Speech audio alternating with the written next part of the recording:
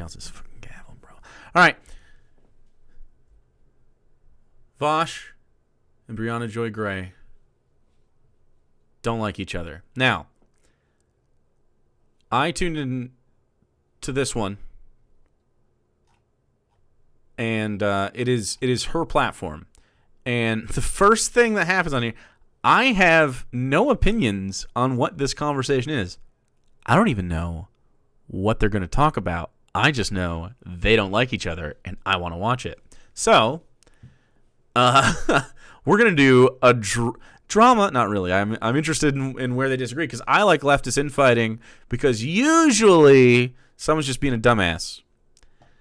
But my suspicion is, as seems to be the case on Twitter, is Briahna Joy Gray might be the dumbass here. I'm just guessing. I don't know. I have no idea. We're going to go in with a clean slate, though.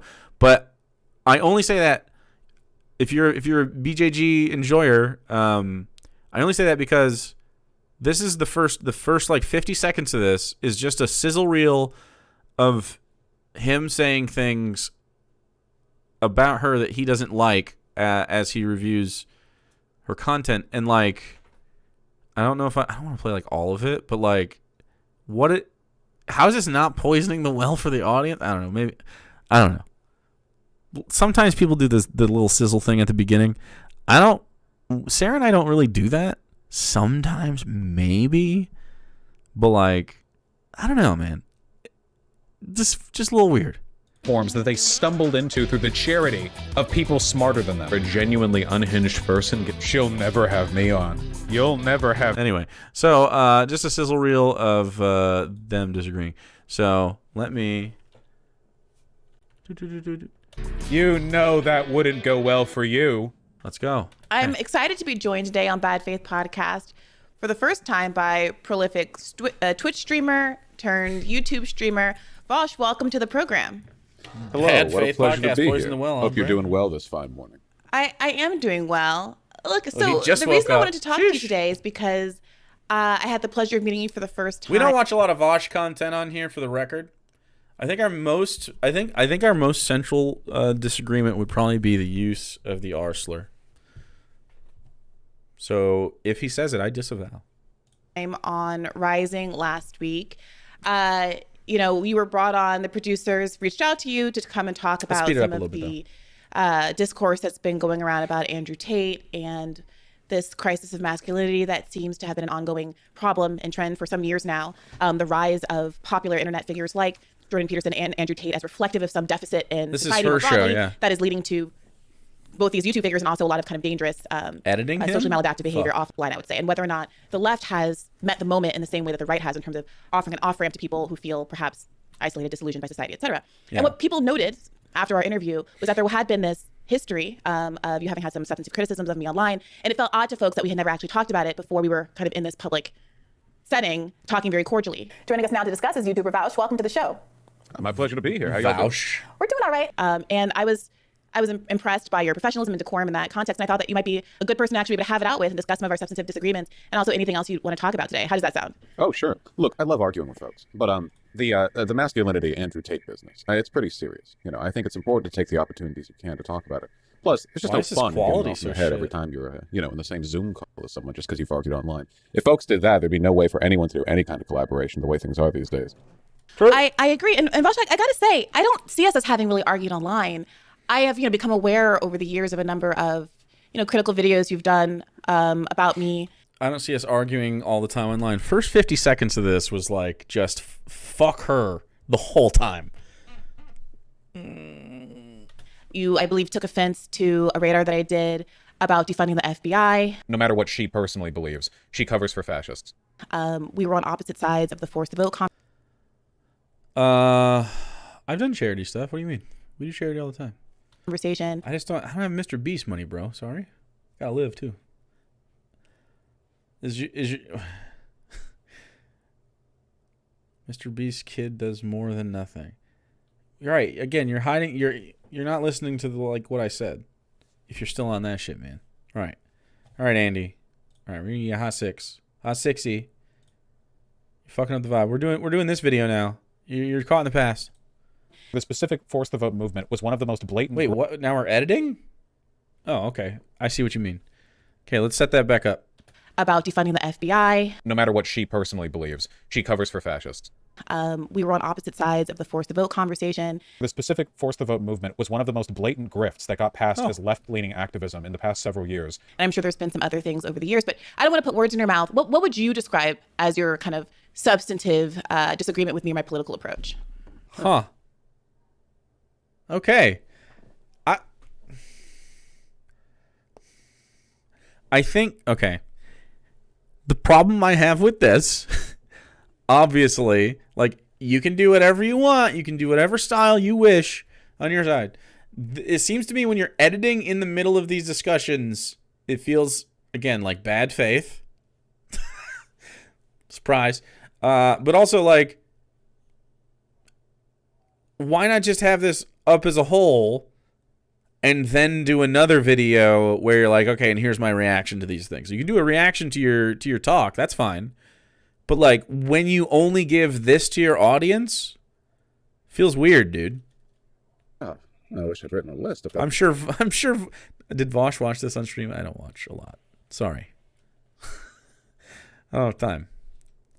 But, wow. Such a bad memory. Look, the gist of it is this. Pretty rich of Ian to say someone else covers for fascists. I mean, I don't have any opinion on Vosh. Please don't fight about Vosh, guys. We're gonna figure out though where we land. On and this we're all, not everyone's going to agree on every part of this. Some disagreement is natural, but I've noticed a tendency across the left where, as a reaction to the idea that softness and identity politics has in some way weakened the left. How is NATO fascist? Oh, are we gonna have a NATO discussion? Whew. Well, to an anarchist, to solve that up front, so we don't have to hash this out in chat, and we can interact with this part of it. It's a body of people who essentially make unilateral decisions over other countries sometimes, insofar as what their military operations are going to be. We're going to go into Libya or whatever. And we all agree to go in Libya. Did Libya agree? No, of course not. But, like, sometimes, obviously, like, should you just go in there, whether they fucking consent or not, because they're doing some shit? Who knows? But then, it gets into motivations and, military-industrial complex. So it's a whole thing. So, yeah, to an anarchist, I mean, any sort of arm like that is they're going to be described as fascist. And yeah, they kill a lot of people. But also, you could say that sometimes NATO efforts are good. I mean, there's a lot of NATO efforts that are essentially like trying to peacekeep and give food to villagers in a war place. But oftentimes what happens is you have corruption that runs within, you have abuses of power, or you have situations where NATO can't technically take action in certain things, and they just let atrocities happen, essentially making it safer for warlords. Anyway, there's lots of things that go into that, but yeah, it's not really. Russia, though, fuck Russia. I mean, no. Ukraine is consenting to have people help them in war. Then fuck them. They don't get to just do that. So yeah. Fuck Russia. That gets to be met with resistance. Like, they're literally just killing people. Like, do you know what Wagner soldiers? Like, these guys are fucking monsters. Not every Russian is a monster, but definitely a lot of them that are in this war right now that are being used are turning into monsters, and they're being used as such, and it's pretty shitty. A lot of these people don't want to be there, though. Like, a lot of the especially earlier on the war. A lot of those people were fucking conscripts and didn't deserve to fucking go in like that. But, I mean, that's what fucking happens in these places. They're all victims, but, I mean, like, one side of victims is doing worse harm. It's just the truth. Like, it's hard to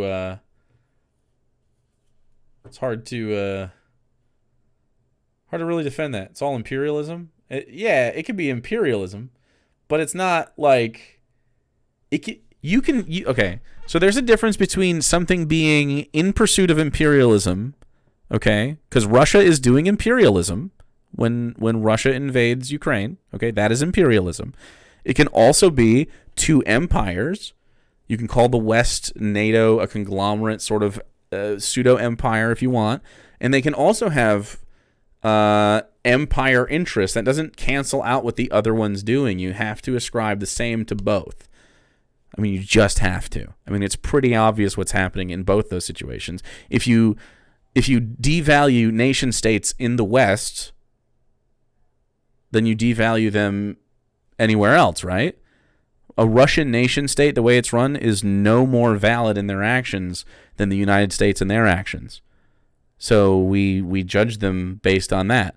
And, I mean, Russia just isn't... Yeah, you don't have the energy to argue about it. I mean, you don't have to have the energy for it. But you did bring it out. But,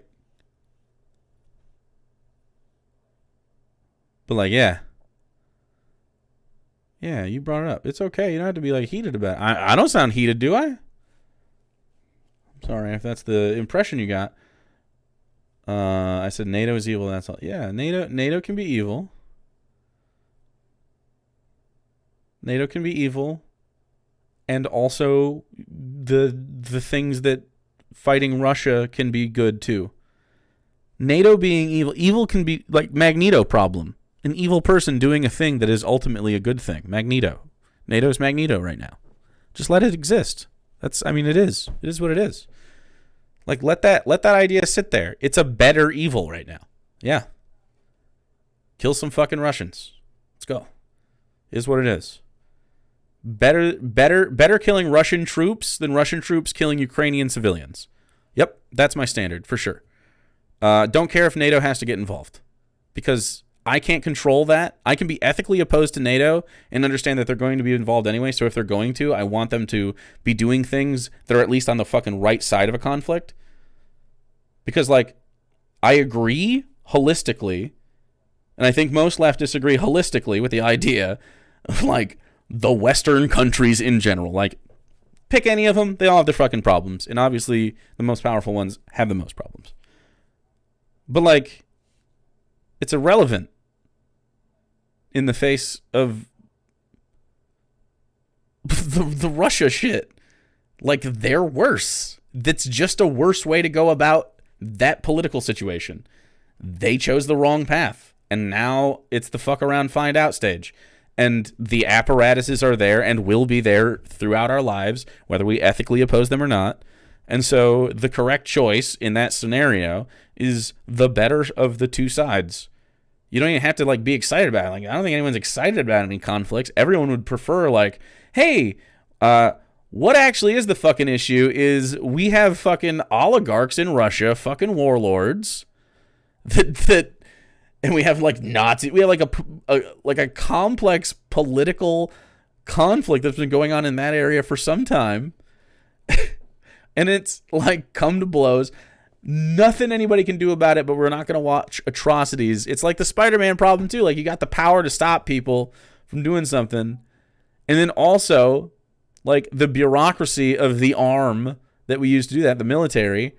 Yes, there's going to be profiteering in the process of that. There's going to be,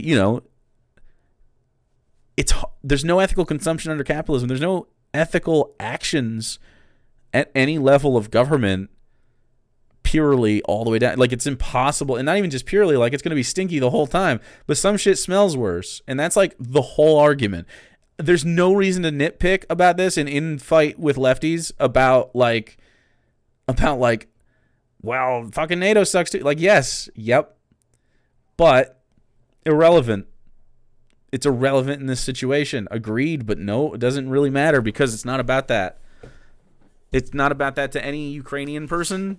I'm not a war hawk. I don't enjoy it, but yeah, I think it's pretty obvious that if war is going to exist, it's like I watch basketball games with teams that I'm not invested in. I'm not fans of the Bulls or the Pacers, but I feel like I don't like the Pacers more, probably because history beyond that. So I would root for the Bulls in that series.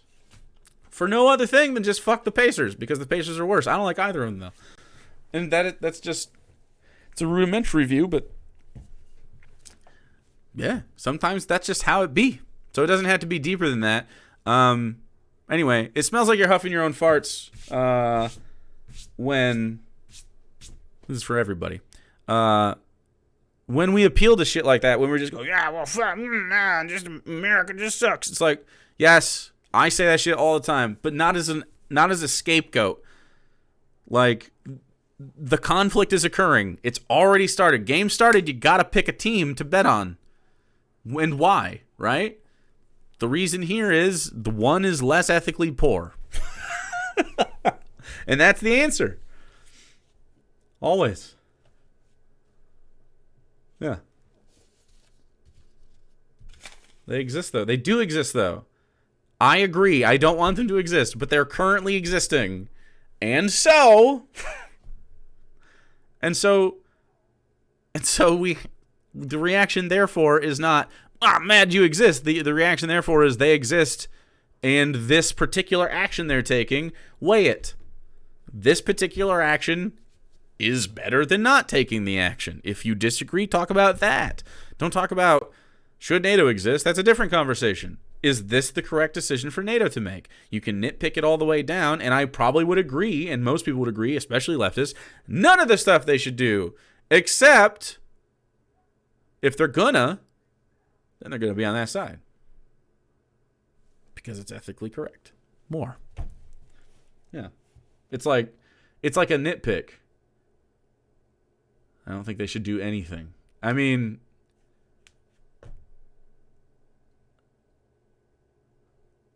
Shit, y'all are wild. So your opinion is that if you have someone asking for help against someone you agree they need help against, and you have the power to help them, but you're both, I don't know, criminals, whatever crime it might be. We're leftists, so it's really hard to imagine like a bad guy. Imagine Magneto. Magneto has to help Professor X against a common foe. Are you not helping in the situation? Like, I don't understand that. Like, that's really what the question is. The question is, does this entity need help against not just a common foe? It's not just because we have anti-Russia rhetoric. It's because they're doing a bad thing. So that's what I'm asking. Like, do you want to help in that situation? I'm fascinated now. Yeah, it's just giving a shit. Saying we have no right to intervene. To intervene, we're being asked to help. We are having consent. Intervene. We're not intervening. Just let them fight? NATO certainly doesn't. They are being asked to intervene by one party. They have consent. Surprise, Russia doesn't consent to being shot at by other troops. Surprise. So you see a man beating the shit out of a child in the street, and you are not in that family. You don't have the right to intervene. This is an extreme example. You don't have the right to intervene is your jurisdiction. They're across state lines. You're in Utah, they're in Colorado. That isn't the same thing, though. Okay, you're a cop, and you see someone on the other side of the state lines being assaulted.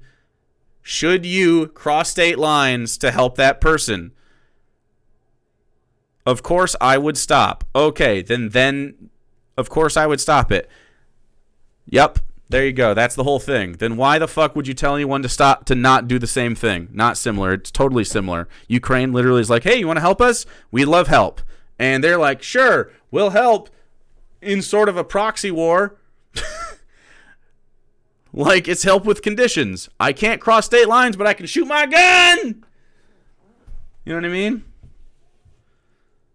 Like, yeah, it's not the same thing. It is the same thing. Left's movement, the left coalition. I see some people who are moving towards this, well, the right and the left both have the same fundamentally, valid critique of society, which is to say that there are elites in charge who have an undue and inordinate amount of power, and that the best way to challenge those systems is with a kind of like radical populist movement that is left-leaning. So let's go back to this conversation, which is about why are men lonely? I don't disagree with this. It's definitely possible to take right populism against economic elites and turn it in the right direction. Sometimes they're just mad about Jews. Really a coin flip on that one. Notice sometimes this discourse sort of spirals off and sends people in a bad direction. I've criticized Jimmy Dore plenty because I feel like he's one of the poster children of this particular movement. Just cut it before I start talking about. You could cut that into its own segment, Ukraine stuff, if you wanted. Like just separate from it, because it went off the rails a little bit. But yeah, I'll pause it and just continue. Yeah. To the point now where he's just a Republican, indistinguishable in every way. If I had any criticisms of your takes, they'd probably be somewhere in the line of that vein. I'm sure you know what I'm talking about, right? This tendency, this line that's been drawn. Yeah, I've heard people make that criticism, but I'm often confused as to why people make that criticism of me. So, for example, I know that you did an extended video on my Marjorie Taylor Greene is right radar, right? Which was an argument attempting to, with a provocative title and framing, say, hey, conservatives, not conservative leadership, I want to make sure that we make a distinction between, we're talking about Republicans or conservative voters versus Republican or conservative politicos who I think are often acting in bad faith, whereas some voters have a good faith interest in a lot of these issues where there's overlap between the left and the right, but are being drawn to the right because they don't see a space for it on the left. I just want to be clear. I'm not giving any credence to what Marjorie Taylor Greene as a person is saying. But in the context of that radar, I'm saying, okay, let's acknowledge that for once, the right is adopting a position that has long belonged to the left, that these deep state institutions have historically over-targeted the left and progressive movements, whether it's the Black Panthers, whether it's communist and socialist movements in the first half of this century. The deep state, that's not what the deep state, that's not. And let's make sure that people like Marjorie Taylor Greene, who is not a good faith actor, that is explicit racist and anti-capitalist movements within the government and like prominent members of the FBI. This isn't like secret stuff. And the CIA, like what the fuck, man? Is buffoonish. Like J. Edgar Hoover was out loud about this stuff, and the culture didn't end with his death, bro. Her takes it in her politics and in her behavior. Let's not let her be the one that owns the space. Let's use this opportunity, this opening that Republicans have set up to actually advocate for the kinds of reforms to these institutions that the left has always wanted to have. Let's take this moment and write it in our own image instead of completely abdicating our voice in this space. And I was really clear in that radar. I don't like Marjorie Taylor Greene. What she's fighting for is stupid. She just wants to insulate Donald Trump. I say all of these things repeatedly. I say repeatedly that the right is not the answer, that people should not vote Republican, that I vote independent, that I would never vote Republican. And yet, despite what I feel to be, an almost exhausting level of caveating, inevitably there's someone who pipes up and says, oh, Briahna Joy Gray is running cover for Marjorie Taylor Greene. I think I called her, I forget what epithet I called her in the course of the radar, but some kind it wasn't of racial nice. Slur, no doubt. LOL. But you know what I mean, Vosh. So what do you say to that? Some kind of racial slur. Is that must be, there was some stank on that. They have beef about this specific issue. I see. Remember that this was the FBI discourse. Mm-hmm. It just, in the terms of Marjorie Taylor Greene and the broken clock being right twice a day thing. It reminds me a little bit of like a Holocaust denier who will briefly acknowledge the existence of the Holocaust only when comparing it to COVID lockdowns or something, right? Very marginal, very narrow. I'm going to take the correct sort of framing on an issue for just a second, so it allows me to take, an awful take. Because I don't think, and you said this, right? I don't think Marjorie Taylor Greene really has an issue with the oh my goodness, sorry, it's so early. The FBI or institutional power. It's really just a matter of where it's being used. And right. I'm kind of curious about the way it's, kind of taken shape in this discourse too, because I don't really have an issue with the way the FBI has been behaving with regards to like the raid on Mar-a-Lago or any of the recent investigation stuff since the Trump administration. It's still the FBI, right? Not exactly an ally of the left, but broadly as an institution of the state, as the feds. They've been doing, it seems, a relatively upstanding job, certainly compared to what they've done in the past. And I worry about fomenting any kind of opposition to them now in the context of how the right sees them as being, if you accept the FBI as bad broadly, you're kind of giving leeway to the right there to make invalid criticisms against their behavior when they're targeting legitimately stuff they've done. True. Yeah, that's actually, yeah. So I think that's a perfectly legitimate argument, which is why Why? Literally. How can you say that's a perfectly legitimate argument? When you just said what you said, though, and you used those, you literally brought up the Black Panthers and shit, and he just said that's what you did. You obfuscated with it. Like, that's a legitimate argument. Okay, maybe not. Let's hear her out. Maybe I'm jumping the gun. That just annoyed me. In the context of that radar, I said part of the issue is that elites want to change institutions when they start to hold elites accountable, and that historically the FBI and these kinds of deep state, for lack of a better word, institutions have. I don't like co-opting the word deep state. It doesn't mean the same thing, and it literally, like, this is the problem I think people have with Briahna Joy Gray. Like, co-opting these terms just obfuscates on purpose, in my opinion, or at least it sounds like it. This doesn't sound different to me than what like Hinkle and Hans do, but she's less extreme and like bombastic in that way. You know what I mean? Like it sounds like co-opting language and then using it in a left-wing context to get lefties agreeing with that kind of stuff to suck them into that sphere. Like, it's not like just a dog whistle. It's like purposely. This reminds me of like Chris Rufo's playbook. Like make sure that you twist language a little bit to evoke certain I guess emotional or I guess mimetic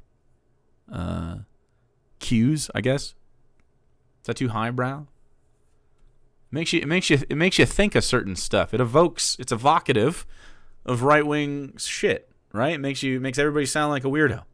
Have been used to run cover for elites. If you can't get elected, who cares if you're right, you know? Do you understand? Okay, let's sidebar for a second on liberals. GPA boost. What you said right there is exactly what we're talking about. Liberals are pussies, in my opinion, and that exact thing is why. Well, if you can't get anyone elected, well then then most liberals agree with what we say. They're like, "Oh, healthcare, crime's bad. We don't. Cops are fucking." Like, you agree to some extent, and then you don't agree to the work it takes to do it. That's what liberals are, or they're fucking secret conservatives. I mean, not really that secret. They're usually just conservatives. But like, those are the two kinds of liberals. You have like a suck dem, sort of, right? They'll agree on like some stuff, and then you have like just the fucking blue dogs. You know what I mean? Like, why don't you just like, okay, so you agree, you're right, but nah, that'd be too much work. Like, you sound like a fucking bum. Libs are bums, dude. I don't know why you choose that life.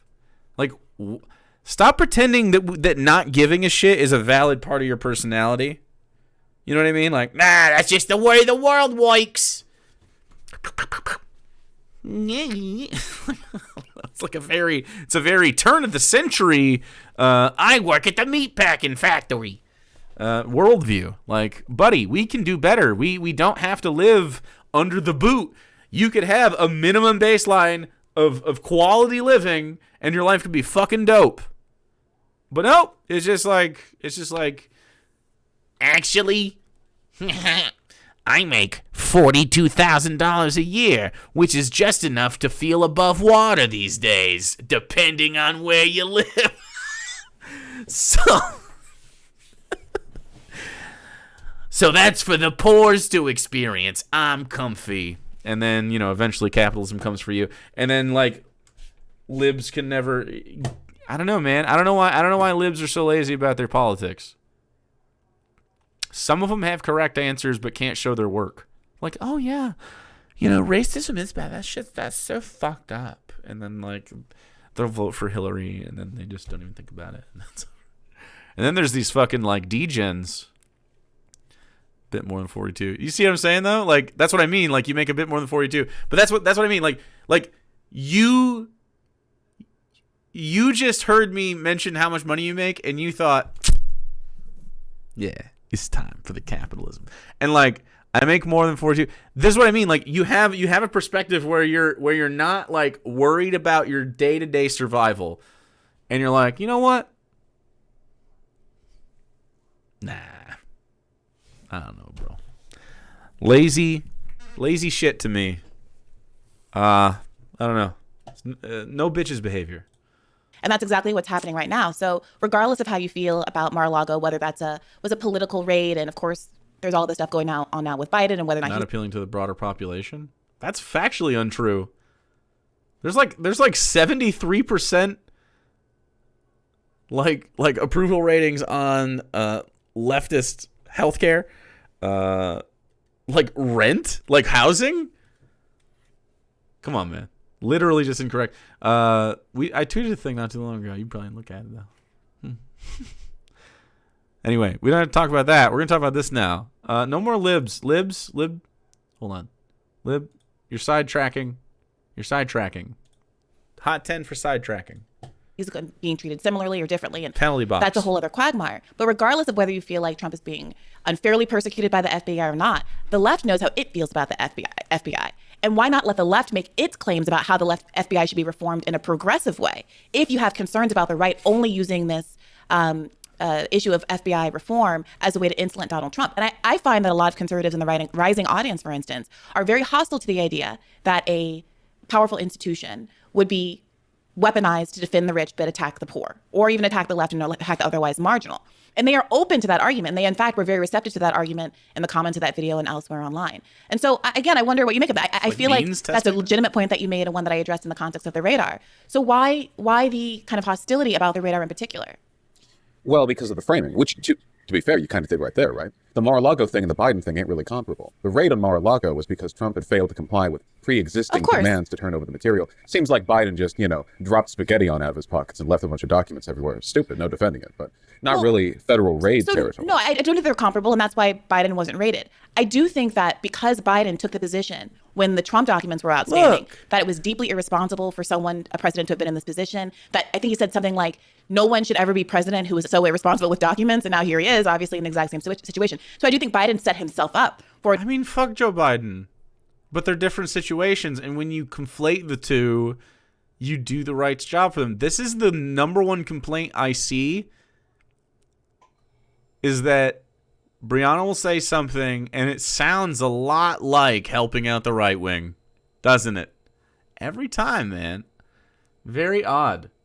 Or a number of comparisons and claims being made about his fitness because of overreaching with the Trump argument. However, I totally get it. I'll tell you a secret. I voted for Bernie during the primaries, not Biden. Yeah, I'm aware, but you did vote for Joe Biden during the general election, and you advocated for people to do so, which is perfectly fine. But I do believe that that's another point of contention that you've had with me, that you disagreed with my hesitation to endorse Biden so quickly.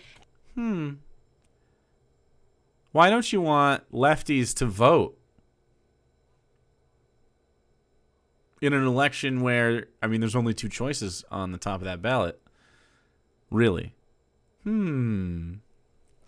What motivations could she have for dissuading left-wingers to vote? Whatever happened to her co-host, by the way? And my demand that the left hold out, and including Bernie, hold out a little longer in the endorsement process. This is sus to me. I don't watch a lot of her content. This is, I'm only 12 minutes in. This is actually a little sus, man. In the line of concrete concessions from Joe Biden. Yeah, I'm happy to hit to that. But with regards to the document thing, you said that the question, he went so hard on the Mar-a-Lago raid thing, Biden, and then it turns out, he's got these docs around. I agree, this is a political, falter on his part, for sure. It doesn't really speak to the FBI, though. I wanted to ask, though, specifically, because when the cons are talking about the FBI, they're usually criticizing them for behavior I think is just and warranted, like the Mueller investigation, for all the fun and fireworks that turned out to be. In principle, I get it, much in the same way that the whole Russiagate business ended up turning up some pretty interesting info, indictments and knowledge, and how the Russian government was making a cat run out of there. Silly. The Russian government was making a good effort to, lean on the scales however they could. It seems like, at least at the moment, I don't really know what you mean when you say reforms to the FBI. What does that mean? Because when MTG says it, she means don't go after cons ever. So what reform are we looking for here? Well, to be frank, what MTG was advocating for was abolishing the FBI. That's what was trending. That's the phraseology that people were using, abolish the FBI. And I'm of the mind that given the historical, I believe in the radar, I mentioned that 85%, I think it was, of all FBI investigations, wiretapping, assassinations, all of the things that it's done have targeted the left. So on balance, do I care about the Mueller investigation or a raid in Mar-a-Lago as compared to the murder of civil rights leaders and the wiretapping of everybody from Martin Luther King to Elvis? no, I would happily abolish the FBI. So that's top level. If people are making that argument, even if it means incidentally that there are some, let's say, legitimate investigations that don't occur, I personally, on balance, would be happy with that compromise. Now, that's not a compromise that needs to be made. Any number of institutions exist to investigate errant presidents and the like. The DOJ can continue to exist. This argument is often brought up in the context of, like, let's say, abolish ICE or abolish the police. Abolish the NSA. There have been institutions that have... Does she agree with abolish the police? If she disagrees with abolish the police, but agrees with abolish the FBI, sus. Accommodated the needs of those, of those institutions before those relatively newer versions existed. And I don't think that simply asking for substantive reform or abolishment of one institution means that everyone else gets off the hook, which is, again, why I made it clear in my radar that advocating for systemic reform for the purpose of insulating elites against criticism is absolutely the opposite of what we should do. But we should be cognizant of the fact that these institutions are designed and are put in place to do the exact opposite, to protect elites and target people who are marginalized politically or otherwise. I don't actually know what Marjorie Taylor Greene did prescribe. Did she want to abolish the FBI? I actually don't know. I don't. Surprise! I wasn't keyed on the MTG tweeting about the FBI 4 months ago or whatever. And if the right wants to, and if the right wants to kind of step in it by popularizing the idea of abolish the FBI, and if that movement's going to have some kind of legs, rhetorically or otherwise, if there's going to be a moment for that, why not have people who are much more knowledgeable than I, frankly, design the kinds of reforms that they think would actually be beneficial to the left? And I had some people on the podcast to try to talk about what those reforms would actually be. I think it was Alex Vitale, and then I think I spoke to also Cornel West shortly after to try to pin them on what they would advocate for in terms of substantive reforms to the FBI and whether they thought that this was a moment that the left should be pushing. And while I think that Cornel West did agree that this was something that we could politicize and take over if we wanted to, I think very few people were willing, or maybe just hadn't put enough thought in it because it's a new moment, and to what constructively, or concretely rather, that would look like. But I love the idea. You know the FBI you see on TV where they're like, well, I don't know, the jurisdiction, this spans state lines, and we need to kick this on up to the feds, and then you see like an FBI agent that just wants to do the right thing and really stop the serial killer. I'm fine with like the best of the best taking on very difficult investigations to root out and figure out like really like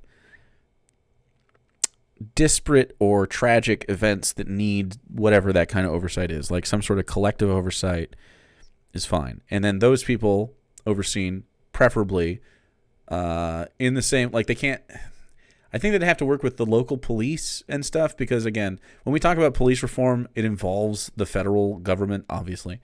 And just they can't weaponize themselves against people. It would take a very special case for me to be like, okay, you guys can do a SWAT team situation, which would essentially be like like real fucking like proven physical harm. We need a tactical situation. But these boys employ the fucking big guns for a dude in his trailer asleep. You know what I mean?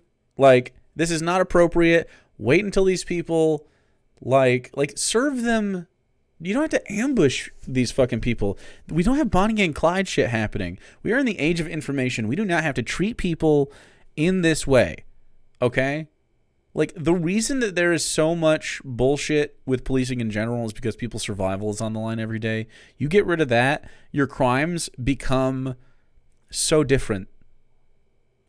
Anyway, if you're going to have a federal government, which, I mean, I fundamentally disagree with, but obviously we can't get out of the water. We're in the ocean. So, if you're going to have a federal government, I believe that obviously you're going to have some form of, we can call it law enforcement, but really it's just like an oversight in special cases that sort of like span jurisdictions that not one state or community can handle. In whatever way that manifests, just imagine your leftist ideals placed on that apparatus, and there you go. Poof, there it is. I think that's most people's idea of, if we're going to have a federal government, what the reforms would be, right? I think it's a conversation the left should be having, right? That's a conversation that people... Yeah, go ahead. That's my issue, right? Of course they can't be done in isolation. Absolutely. I agree it would take fundamental reform, abolish the whole fucking system, start it up from scratch. Yep. And Cornell aren't. If you're going to even do it. And I think there's benefit to doing it. Like, again, think of the ideal you have in your head about what law enforcement should be. imagine it's like the best possible person for the job for what law enforcement would be, and not just law enforcement, like protection and service in a community, helping people around, knowing everybody in the community, making sure that they have an outlet if they have an emergency, someone they can go to, and people that they can count on regularly, whether they're just at their home or they're out on patrol. Like real protection, real service, people with skill and social skills and like empathy and if they can't handle a situation, then we have somebody within the space, whether they're from the community or we have to go outside of the community immediately, somewhere within the police department, the jurisdiction we'll call it, this city. Then we'll have like a social worker come, that's part of the police department, or mental health expert, or someone that has to handle some violence, or someone that we have different experts.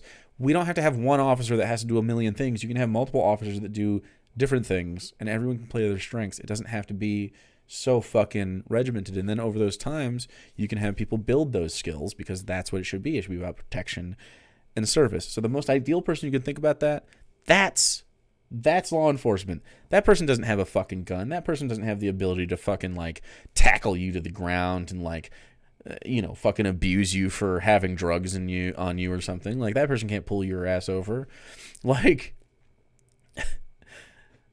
Man, we could have a good fucking system.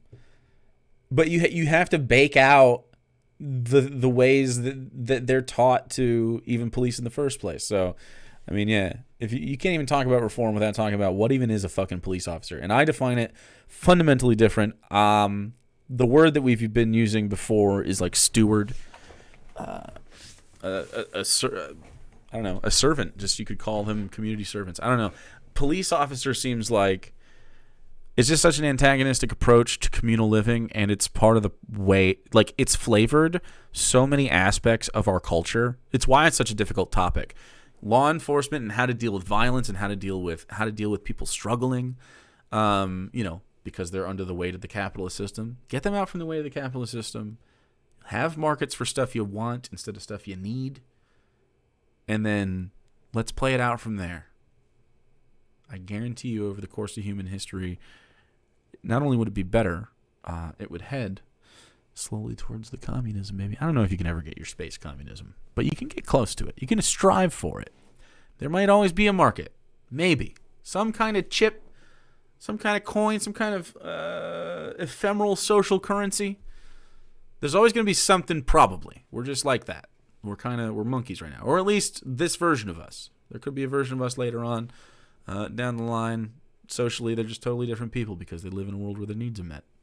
And maybe they have different philosophies about that shit. I would love for that. But you and I, we're never going to do that. Okay? We're never going to do that. We've been too fucking washed. We're fucked. We can fight for a better future. Unless you're a fucking liberal, in which case, well, guess I'll just work at the factory until I make management, and then it won't be my problem anymore. You just got to work hard, guys. Work hard. So I can stand on top of all of you, I'm the top crab in the bucket, baby, and I'm happy to be here. And then they fall out the bucket, and medical debt eats up their life savings, and they die because they have estrangement with their kids. And they die alone. And their second wife gets to keep all the money. And you didn't get to spend any happiness in your retirement. What? With their hands on the levers. The right is, or at least potentially could be, Well, what do you mean by that? I mean that right now, we talk about material conditions. The historical context of this discussion, abolish the FBI. This is not one in which we're having a level-minded conversation about the exact ways in which to reform the institution. I agree, but that's exactly what I'm pushing for. No, well, but hold on. But it ain't happening, Right, but why isn't it happening, Vosh? Well, this is the same issue I had with endorsing Biden. There isn't a third option. You've got exactly two in this case. Well, there was a third option, and I know that because I voted for the third option. Well, no, yes. in the general election, not the primary. Yeah, no, in the general election, I voted third party. Right, like I said, there were two options. Two options that can. Oh my fucking god, dude! What a fuck! Oh, god, I came into this so neutral, dude. Dude, I can't stand these. I can't stand these people.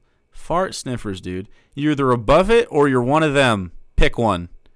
Or are you just too above it, and you're like, I can't sully myself with a vote for Joe Biden. I would never. I'm a better leftist than all of you.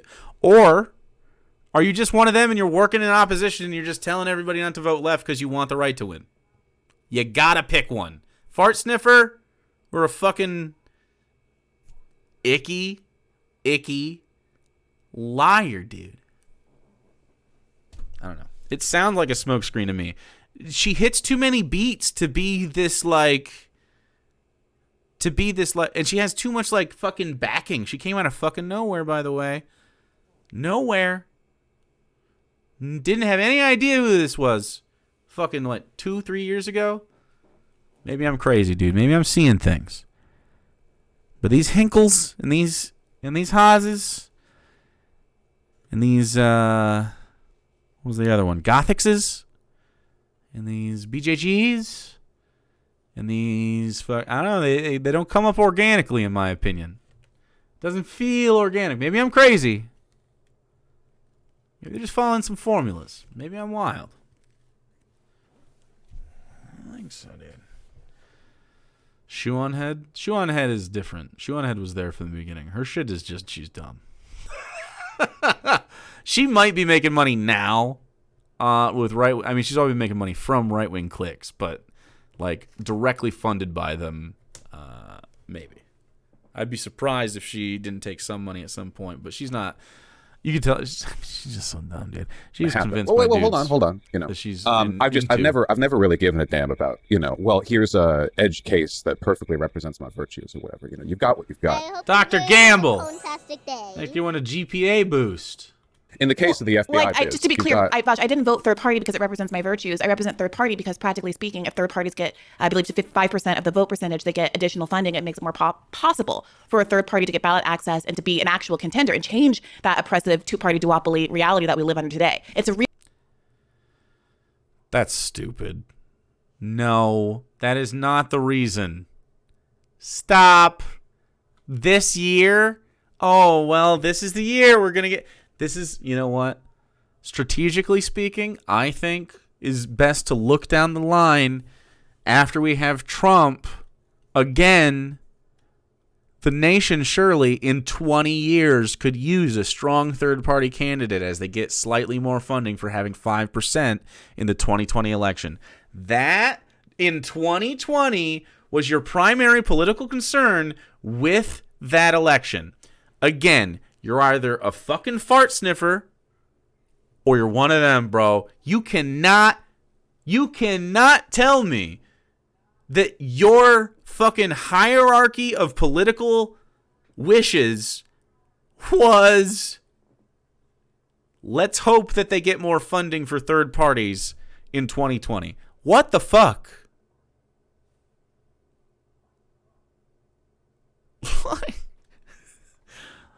Obama, Mitt Romney. That was the year to do it. And even then, fuck Mitt Romney, dude. Mormon. I don't want a Mormon. I don't want a Mormon making decisions. Yes, I'll say it. I chose the Christian over the Mormon. Although I'm not convinced he was terribly religious. But goddamn, dude. That's what it came down to for me. And also, fuck Mitt Romney, dude. Real thing that can happen if enough people actually do, in fact, vote third party. I can, and I'm happy to support third parties. In a way that throwing my vote away for Joe Biden in Washington, D.C. is actually doing nothing with my vote. So we're talking about political pragmatism. He became president. Right, with or without my vote in Washington, D.C., and not even a state, that is the most effective way for me to actually politically represent my interests. Or one of them. My point here ain't about criticizing your vote. It's that only two people were going to be president. And there are only two real paths to FBI. No. But those are two different... But Vash, I want to be really clear here. You said there were two options. You didn't say at first there's two options for what a presidential outcome was going to be. But my vote is not connected to what I want the presidential outcome to be. There are other political realities that my vote can determine. And it's... Why is she worked up about this specific topic? The same thing with this FBI stuff. I would have loved a world, Vouch, where you and I were having a conversation about, gosh, you know, I know the FBI has done a lot of messed up stuff. And if there's an opening here for the elected representatives to be a part of drafting what new legislation would look like. Why are we shifting? We're bouncing to another fucking topic? Does she do this on purpose? I don't watch a lot of this. maybe I'm reading into it, man. Because usually the fart sniffers are actually dum-dums, but she doesn't come across as a dum-dum, so I have it makes me like it's cold. Think something like Gothix is a dum-dum, Henkel's a dum-dum, Haas is a dum-dum. I don't know if she's a dum-dum. I think she might be nefarious. That's worse. Nefarious or dum-dum? What do you think, chat? It's sus, right? I don't know. Just literally started bouncing it in another direction to try to go away. You guys want a poll? Okay, put it up on a poll. Dum-dum or nefarious? It feels on purpose. I could be, maybe the smoke. Man, maybe I'm just being tricked here. I don't know. Let's keep going. FBI, we should be pushing for that and making sure that it's written in our image, not a right-winger's image. But instead, now you and I are back and forth on the internet, or at least you are criticizing me on the internet for even wanting to reform the FBI, which seems to me should be a pretty obvious bedrock. Abolish. I would also abolish the FBI, which should be a bedrock easy principle for left people to adopt. I don't think so at all. I think federal police are a fairly necessary institutional force, much in the same way that in their current system we need municipal police. Bro. Yeah, I'm glad that I'm not the only one. Like, obviously, in an anarchist commune, fuck the police, bro. If we can all get along, we don't need them. But that's for every community to decide.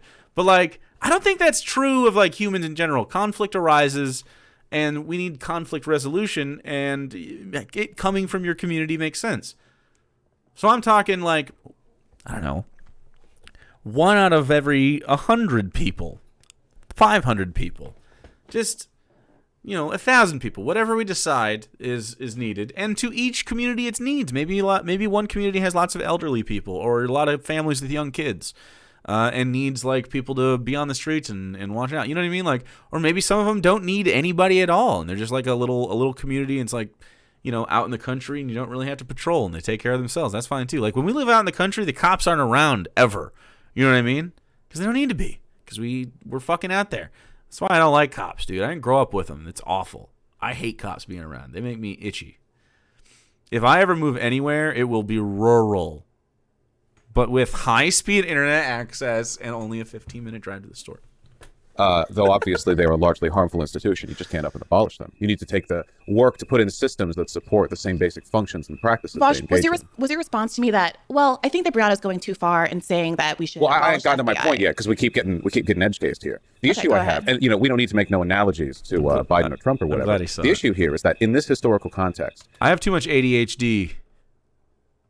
There are only, regardless of whatever paths you support, broadly or in the long term, there are two attitudes that are. This is how people like her win debates. Is she has less ADHD than who she talks to, because they get sidetracked when you start bringing up other shit. Institutionally supported towards the FBI. One of which is the standard boilerplate, let them do what they do. Democrats, whatever, moderates, and then the Republicans who want to abolish it.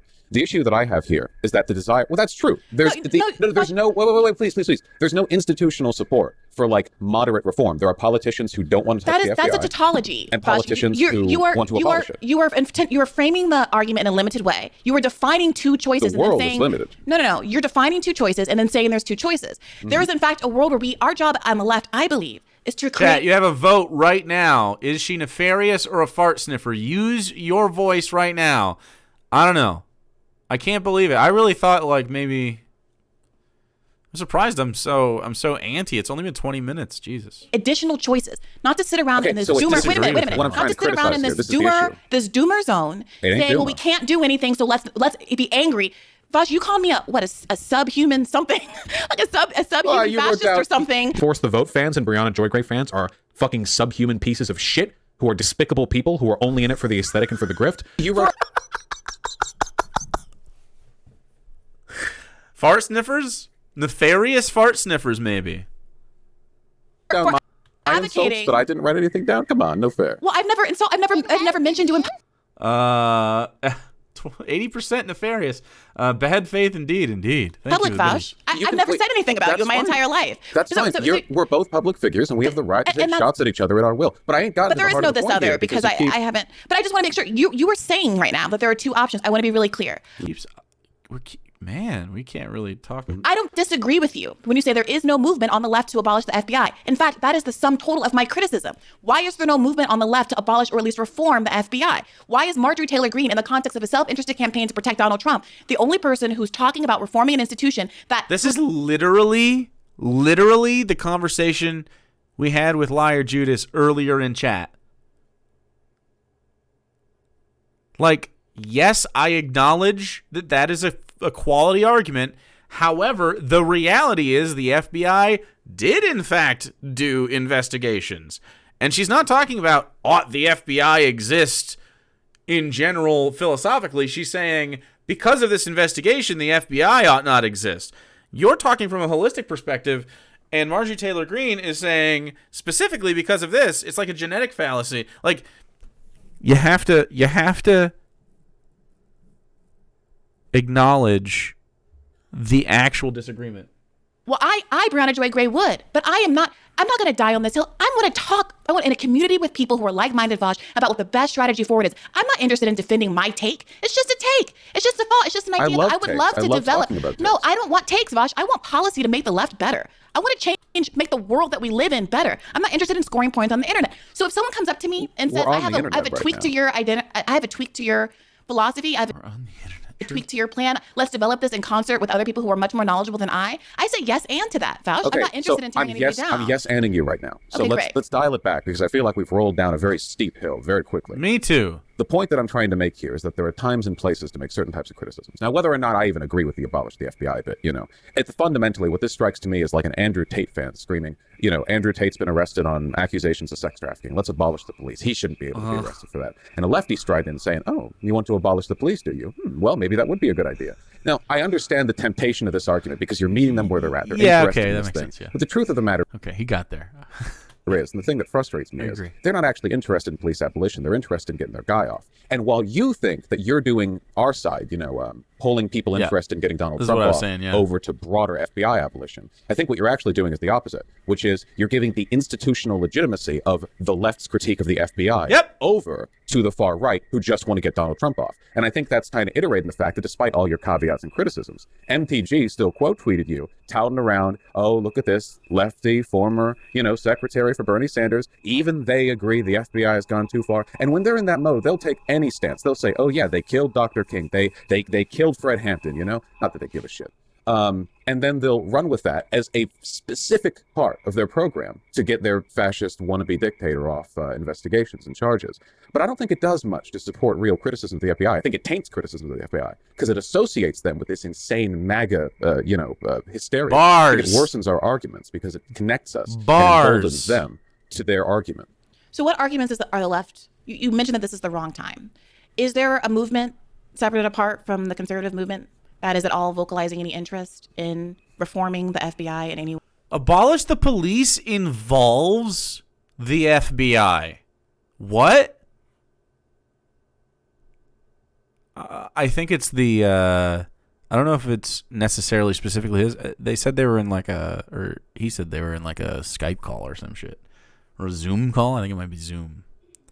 Way. I don't even know what reforms we're talking about here. What are we looking to do exactly? Because I don't know if I'd agree with that. I admit the abolition thing is complicated. You can go a lot of roads with that. But in terms of reform, maybe, if you could bite into something a bit more moderate, what would you do exactly? Are we talking about more? And when people say abolish the police, for the record, most lefties say abolish the police, blow it up, because what we think of as police isn't anything like what the police look like. So it would be fundamentally abolition, in my opinion. It would be replaced by something else, something that, again, is more of like a community steward. Anyway, public warrant approval procedures on the part of judges, or pullbacks and what they can do to get wiretaps on. ACAB includes feds. True. Exactly? I think that it's remarkable that in 20 seconds of applying yourself to considering what reforms would be beneficial to the left, you came up with two that sound really good. I'm fine with those. They're right not, though. But however, there's been absolutely no interest or any conversation in the least about that on the left. So here's my thought. What do you mean? We could talk police reform, but it involves the abolition of the structure kind of fundamentally. I completely agree that Marjorie Taylor Greene and all of these right-wing figures are operating in bad faith. But they deny it, right? So what better way to demonstrate that their argument about abolishing the FBI is complete fluff that's only being used to insulate Donald Trump, one of the most elite people in the world as a former president of the United States, other than actually doing what they have not done, which is promulgating legislation from the left, for the left, that actually would be substantive reforms, the kinds of which I think would appeal to a right audience, a conservative-leaning audience, even if it would miff the elected Republicans who, of course, have bad faith interests in this How would that position. own them, though? Wouldn't they want that? They don't like the FBI. That's just doing what they want. But wait a minute. If the left drafts left legislation that would reform the FBI in ways that benefit the left, and the right adopts it and votes for it and passes it, I hate to break it to you, but that's called a win.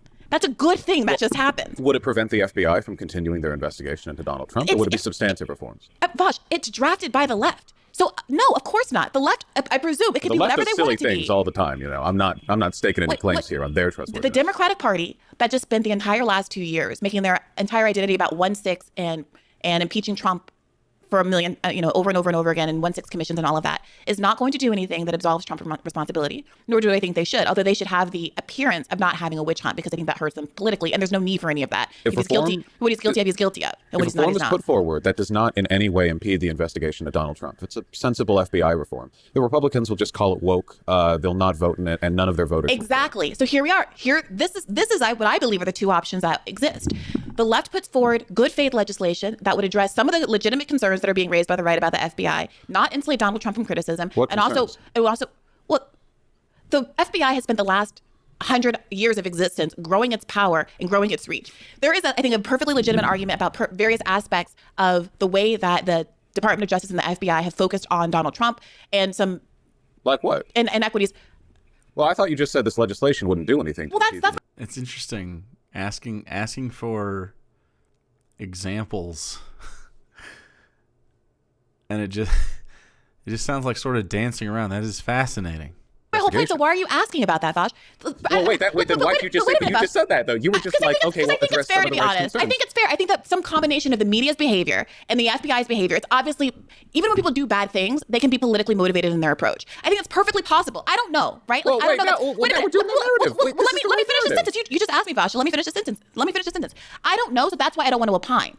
But I'm not trying to opine on, for example, whether or not this narrative that's out there that the FBI held up the making public that Joe Biden had these outstanding documents until after the midterms because they didn't want to hurt Democrats. I don't know if that's true or not. I'm not interested in promulgating that narrative. But I think that it's completely... You just did. ...possible that there was some legitimacy in terms of the targeted nature of those attacks. If there's not, then great. Then there's nothing. Now this is their narrative now. But look, here's the point, Vosh. Ignore all right? that. The point is that you get to design... Ignore all that. Man. Okay, look. I think it's nefarious. And you keep creating... Here's what's so interesting. You keep coming up with versions of legislation you don't like, when the reality is this is an opportunity to come up with the exact legislation you do like, for the left to be advocating for whatever it is. You don't want to abolish, I do want to abolish.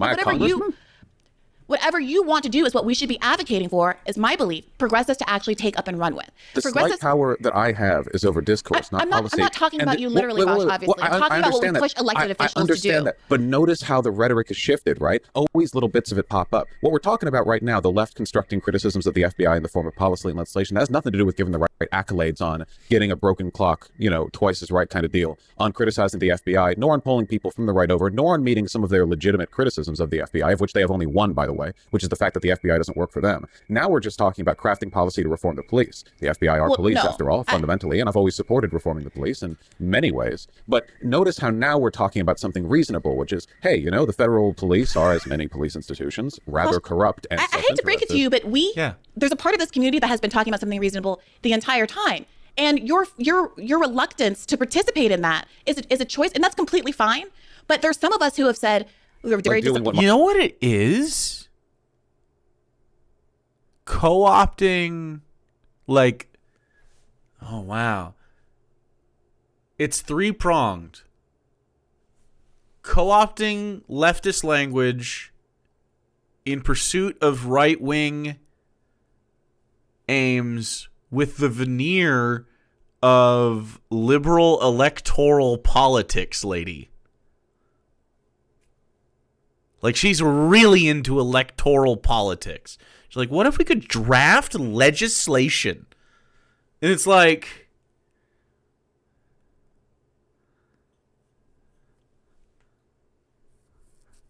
yes, I agree.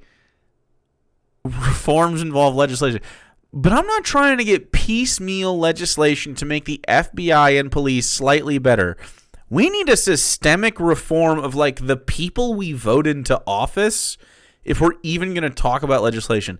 I'm not counting on the liberals we have right now to do that. So what we need to do, and I agree with Vosh here, is he has power over discourse. That's what I'm talking about too. And that's like, it's what this is about. It's about making people understand the point of view so that we can get these things done in much better ways than like working and counting on liberals allowing us an inch. Marjorie Taylor Greene once by abolishing the FBI and giving them accolades and saying they have legitimate criticism and saying the FBI might have been politically motivated when they have Trump. No, you slip in like these narratives here, right? I think that's not necessary when criticizing the FBI in like a formative You way. obviously like the FBI a lot more. Like, you're not going to convince me to not want to abolish the FBI. So I don't even think we should go down that road. See, well, that's so weird. It's got to be on purpose, dude. Then at the end of the day, all you want to do is what she wants to do. And you're prattling about it. It's meaningless. You just want to do... Wait, I don't think I'm prattling about anything. This is my show, and I'd like you to offer me a modicum of respect here, Vosh. We're both prattling. It's okay. It's fine. Prattling is fine. It's a free country. But no, at the it's end not. Of the day, I think that's disrespectful. And I've been... Look, in the background of all of this... We're both grown-ups here. It's fine. Wait a minute, Vosh. Wait a minute. In the background of all of this is you are sitting here in a way that is... in the background is... I've been trying to downplay. I've been trying not to emphasize what exactly your response to my radar has actually been. The reality is you called me a subhuman piece of shit as a consequence of what I think. At the beginning of this, she said she wasn't aware of his fucking responses. But it's clear she's been seething the whole time about it. Why? Why lie? It just makes you look dishonest. I don't know, bro. And you just characterized as a reasonable conversation about reforming the FBI. I don't think I called you that over that. Wait a minute. I completely respect that you don't want to abolish the FBI. I don't care. Like, I mean, we have a difference of opinion there. I don't think it's worth calling anybody names or accusing, any ad hominem attacks. But my point is this. If all you are willing to get to, if all the place where you're comfortable is to say, wow, in this moment, it would be nice if left progressives or Democrats in Congress were advocating for the kinds of reforms that they think are valuable in this moment to provide a meaningful contrast to the kind of self-interested, elite-protecting reforms that Marjorie Taylor Greene is going for. Wow, I should advocate for that. And to the extent that I think that Briahna is not advocating for that, I can say, well, I think that Briahna needs to have a more focused message. I think that Briahna is going too far, but I would advocate for this. And it is frustrating to me. I do agree with Briahna that it's frustrating to me that the left Congress members have nothing to say about any of this when they spent years talking about defunding the police, defunding ICE, and having this institutional critique. Where are they in this moment? Well, I'm not saying but that's not what happens. Yeah, what are you saying? Well, I'm saying at the end of the day, you can dress it up as much as you want, but a fascist said that she wants to get rid of an investigative body that's investigating her corrupt dictator pick. And your answer to that was, yes, but for woke reasons. And that framing will always be something that I take issue with. It doesn't matter how sincere or legitimate the criticisms are. There are times when you have to understand that the material course of history is guiding your country in a direction where you're going to have to focus on other priorities. Like, it's with the police thing, right? Yes. We're in a very dangerous position in this country right now. Democracy might not last here. Nobody can see the future. But it seems like Republicans are pretty openly anti-democracy at this point. They've been working hard to get rid of it on whatever level they're capable of. Agreed. And reforming the FBI, that's fine, depending on how it's done, if it's reasonable. But the narratives addressing the right's reasonable criticisms, they have only one, and it's that the FBI don't work for them. Marjorie Taylor Greene happened to be right on this one. No, she wasn't. She doesn't give a shit about what the FBI has done. Neither do any of her followers. You're not going to own any of them or show them up by giving them a better version of the legislation. They'll say it's woke and they'll toss it in the trash. I disagree with that.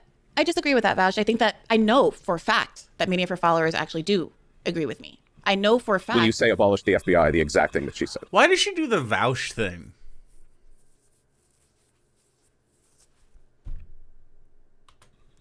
Yeah, I know for a fact that many of her followers agree with me on two important points. That the FBI is an institution with enormous power that has been used poorly to target people who are historically vulnerable, including people like them because they're low income and things like that.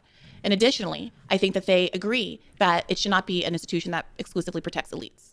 And I think that that's a good place to work from, and a much more useful place Their framing than sitting on around. That is totally conservative. Wait a minute. Let's talk about your framing, Vouch, because you just accused me of wanting to do what Marjorie Taylor Greene wants. But by your words, you both wanted to abolish the FBI. If I could just finish the sentence. You accused me of doing. You just said that you want to do. I want to do what Marjorie Taylor Greene wants to do, but for woke stuff. So I want to ask you: is not wanting civil rights leaders of not wanting Fred Hampton to be murdered. Oh, fucking God. Woke. Can you go back in time and keep him from being murdered? Because if so, goddamn. Is that what you think that I'm advocating for? Or could there be some prospective value in protecting people who are oppositional to the government and making sure the FBI... Like, she says things that sound, if you're not paying attention, like the right take. I don't like the FBI. I don't think Fred Hampton should have died. But, like, that's not what we're talking about.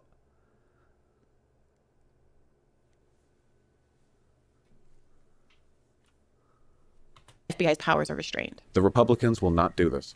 The Republicans have no interest in restraining the power of the FBI disrespect other than him and call curtailing it him and using Ian. it. Although it's not really disrespect. It's just sort of like when your mom says your name instead of Jake, she goes, Jacob. Which no one calls me that. Everyone calls me Jake. But actually, she'd be more likely to be like, Jakey Pookie. That's my nickname. An important point, I think, that is actually what defines why there are these two halves of the left that exist right now. There is one half of the left that I think is really exemplified by the statement that you just made, which is that the right won't do this. Or sometimes you'll say things like, Democrats won't do this. I don't watch any of her content. The entire political discourse is limited by what you believe. I might start watching her content now because she's making me mad, and I get it now. I watched a video the other day of a guy. It's a really great video. I had to show Sarah. Of a guy. He teaches music, and he had never listened to Radiohead. And then he listened to Radiohead off of their In Rainbows album, the song Nude. And it's a beautiful song, and you should listen to it. And if you're a music person, really listen to it because it's lit. And so it was like the first time he listened to it, he's like, damn, I've never really listened to Radiohead before. And after listening to this song, I get it now. Like, I get the hype. I get why people don't fuck with her. I get it now. It's set in. It's set into my brain. I understand.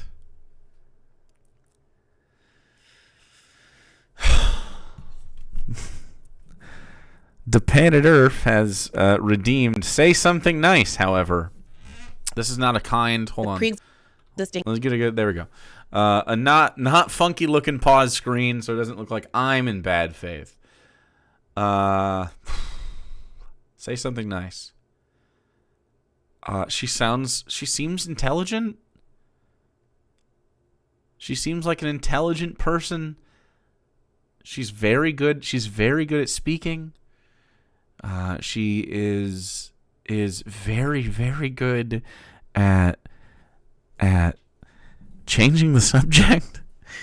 I don't know. She seems like a person that I think if used her powers for good would be very effective at doing so. She seems genuinely very capable at communicating ideas to people. And I do not feel as though she is doing so with genuine intent. I would love to watch more of her stuff and figure out if that's true or not. I'm actually going to start watching a little bit of this because I'm fascinated. I'm just fascinated by this. Candace Owens? But this is almost as bad. No, come on. Candace Owens is way worse. No way. Is Candace Owens the word? Like, Candace Owens is like straight up with Daily Wire and doing like fascist shit. This is just frustrating. Yeah, she's just frustrating. I don't know. I want to believe she's not nefarious, dude. Maybe she's just a fart sniffer, bro. Maybe she's just a fart sniffer. A well-meaning fart sniffer? Wholesome? Not nefarious? Actors in place are willing to do, which means at no point is there any conversation, even in loose, ridiculous kind of podcasty formats. At no point in academic spaces, political spaces, and media spaces is there any place to germinate. No, I haven't seen her on that. I believe all of you. I believe all of you. This all sounds fake. I mean, I believe I voted nefarious in the poll. Spoilers. Ideas that have the power to actually push the Overton window in any way. Absolutely. And I think that's really destructive. And you don't have to agree. No, there is. But you don't got to jump on a fascist trying to protect their strongman in order to make those points. True. Because all you're doing is legitimizing and giving left approval credence to them. Same thing Donald Trump did back in 2015, by Gay the way, flag? talked about how the DNC was screwing over Bernie. Same that thing. wasn't him, and some lefties bought this. That wasn't him sincerely criticizing the corruption of the DNC. That was him, trying to, get a bite of lefty legitimacy as a maverick. Is she a lib? I love that example. How does she describe herself? Is she a lib? Gosh, because the man won. The man became president of the United States of America because that message resonated, rightly or wrongly, bad faith or good. So if what the fuck? Fuck off. Come on, man. Addressed corruption in the political No, institution. but I'm not Donald Trump. It's the reverse situation, Vaush. It's me saying to a conservative audience, okay, it's hey, nefarious. there's some legitimacy. Yes, I believe there's some legitimacy to your concerns here. Just like we opened this conversation talking No, there about... isn't, because their concern is that Donald Trump is being targeted. Just like we opened this conversation talking about how there's legitimacy to a lot of these men who have moved to the right because they feel like the social contract has failed them. They don't have a place in society anymore. They have leaned into a kind of misogyny because they don't have traditional gender roles to conform to and feel lost and lonely. I don't think the misogyny is okay. I don't think Andrew Tate is okay. I don't think rape is okay. I don't think any of that is okay. But there's an underlying there. I don't open that discourse by looking at Andrew Tate going on about how he thinks society has failed men because you can't rape women for free anymore, and go, hey, he's right on this. Not about all of it, mind you, but he is correct in that society has failed men, and then take it from there. I don't know what you're doing. I agree. You have to stay reach these there, people where Vaush. they are. Jesus stay there. Take their bad faith message and go. Stay there. Stay there for a second. Stay there. I don't know what Andrew Tate has said. I've never listened to Andrew Tate speaking. I got involved. But if Andrew Tate has said something like a sentence like, I don't think there's a place for men in society anymore, I think it's 100% legitimate to say, look. Disagree. I fucking disagree. There's a place for men in society, and it's just fine. You insecure little fucking punks. You little fucking weasels. I'm tired of this shit, okay? Hey, little weasel men, conservative, lonely boys, stop it. Stop it. You're the pussies. You're the fucking SJWs, and you always have been. From day one, you are the SJWs. You are the people freaking out. You are the people crying and wailing over all this shit. It's always been you. Always. From day one. And now, nobody wants to fuck your raggedy ass because you suck as a person. No one wants to be a fucking around you. And you don't make anybody come good. No place in society for men. No, there's no place in society for shitty men. Nope. The tolerance has reached pretty much zero. That's it. That's the distinction. There are men around in society doing just fine. We're all hanging out. No one gives a fuck. All my friends are doing fine. I mean, they're not all fine, but they're all good people. You know what I mean? Leftists make the come good. Yeah, that's true too. Comes for the tolerant left. Masculinity. Here's the thing. A real man doesn't give a fuck what he's supposed to be like. A real man is exactly who he or she is. I disagree with everything that Andrew Tate stands for. I think that he is normalizing rape and violence against women, and that's disgusting, and he'll probably be criminally liable for it. However, of course it's true to your audience, and then including people who are like 13 years old, that there is a kind of a crisis of masculinity happening, and I think there are some interesting solutions over here on the left. Why don't you come join me and talk about them? But your I think solution that's is the same absolutely as Marjorie legitimate. Taylor Greene's solution. Abolish the FBI. I'm a little confused, Vaush, because you're doing her work for her, right? I don't know how many times I can say this. Do you want to abolish the FBI or not? I, Briahna Joy Gray, think that that's a perfectly legitimate solution. One that, by the way, I could be moved on with people who are knowledgeable about what parts of the institution should stay in place, what preserve a certain function that I might agree is useful, etc. Because I claim to be no expert on the entire workings of the FBI as an institution. That's complicated. But Vaush, it almost doesn't matter, because what I have said to you now repeatedly is that whatever version of FBI reform that you support, right? Because abolish the police, there's a whole lot of things in there that a lot of different people believe. Some people think it's not really abolishment if you're replacing it with this other institution that you can call the police or not call the police, but has a very different function and different funding and different framing and all of those kinds of things. I think that's abolition. But the point is, this was... I think that's a form of abolition. You could abolish one thing and replace it with another, for sure. You could abolish billionaires and replace them with workers seizing the means of production. Nothing really changes except everything.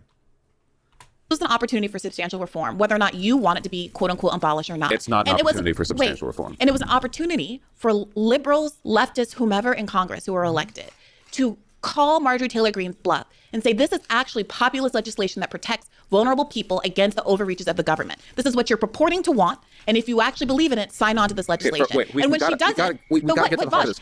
doesn't, that's not going to move her shit. And it's not going to move other Republicans.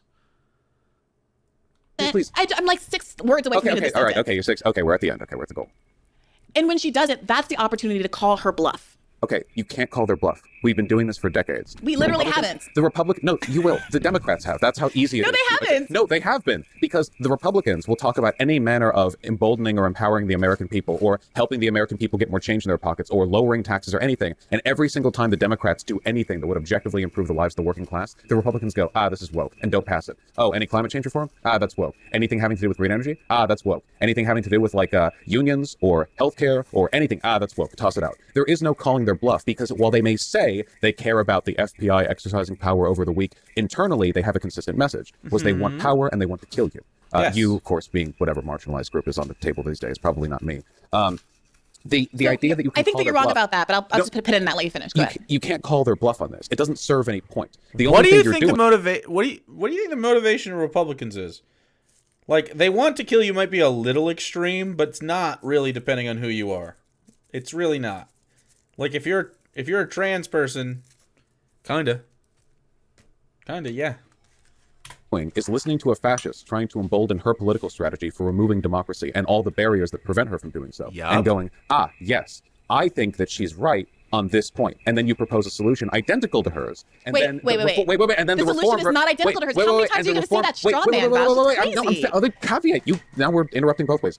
And the reform version, the more let's introduce the discourse here, you still frame as addressing some of Republicans' legitimate concerns. They have none. They have none. The Republicans are uniformly against any kind of power being taken away from authoritative institutions. They will back anything that can be done to empower the police, anything that can be done to empower the FBI, That's the not DOJ, true. or the CIA. I'm sorry, it's not true. As long as they're in charge. Yeah. And So- when they have the power to take over those institutions, like Donald Trump tried to by firing Mueller, or firing the directors and putting his own cronies in charge, the way the DOJ, I forget, it was Barr, tried to get sedition charges being brought to Black Lives Matter protesters. Bars. They don't give a shit about federal power being used to cripple the little guy, as long as they're the ones doing it. And all we're doing is giving legitimacy to their lie when Every we time. pretend they have any motivations other than the raw accumulation of power. There are plenty of things the Republicans could have done to indicate they actually care about taking power away from corrupt institutions. They have done zero of these. None. Zilch, nada. They don't do it, and they don't care. So I said this at the beginning, and I would just like to say this again. And I hope that we don't have to keep going back to this point. There is a difference between Republican voters, regular conservative people to whom these arguments appeal, and elected conservatives. It doesn't matter. That's irrelevant. There's no need to debate what elected conservatives in a position of power, what their investments in preserving their own power.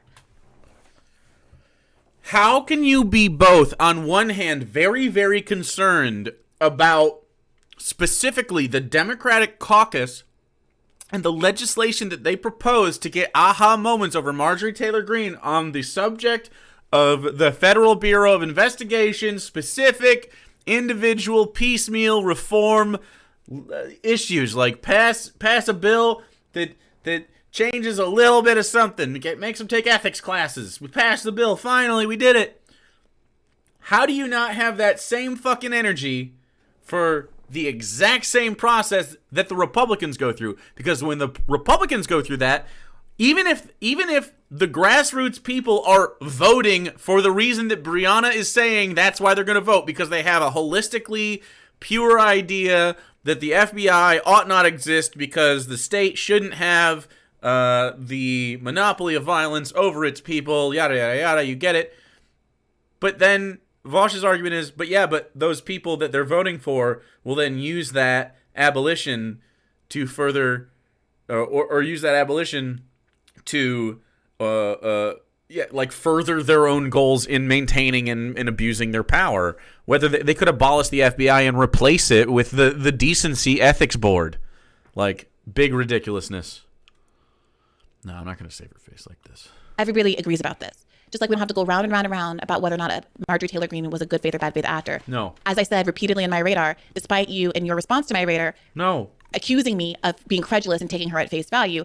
I don't know how many times I can say it. This isn't about Marjorie Taylor Greene. This isn't about convincing elected Republicans. This isn't about any of that. Voters it's about it's the fact that regular people on the ground feel differently about this. And I'm sorry, like this is maybe just a difference of opinion, but my interactions with and real world understanding of the political smorgasbord that is the political diversity of this country and the random groups of beliefs that end up in any one given person who then identifies as conservative or liberal or somewhere in between. It's just not that neat and it's not that clean. And maybe we'll just disagree about this because we have different experiences in the world and of humanity.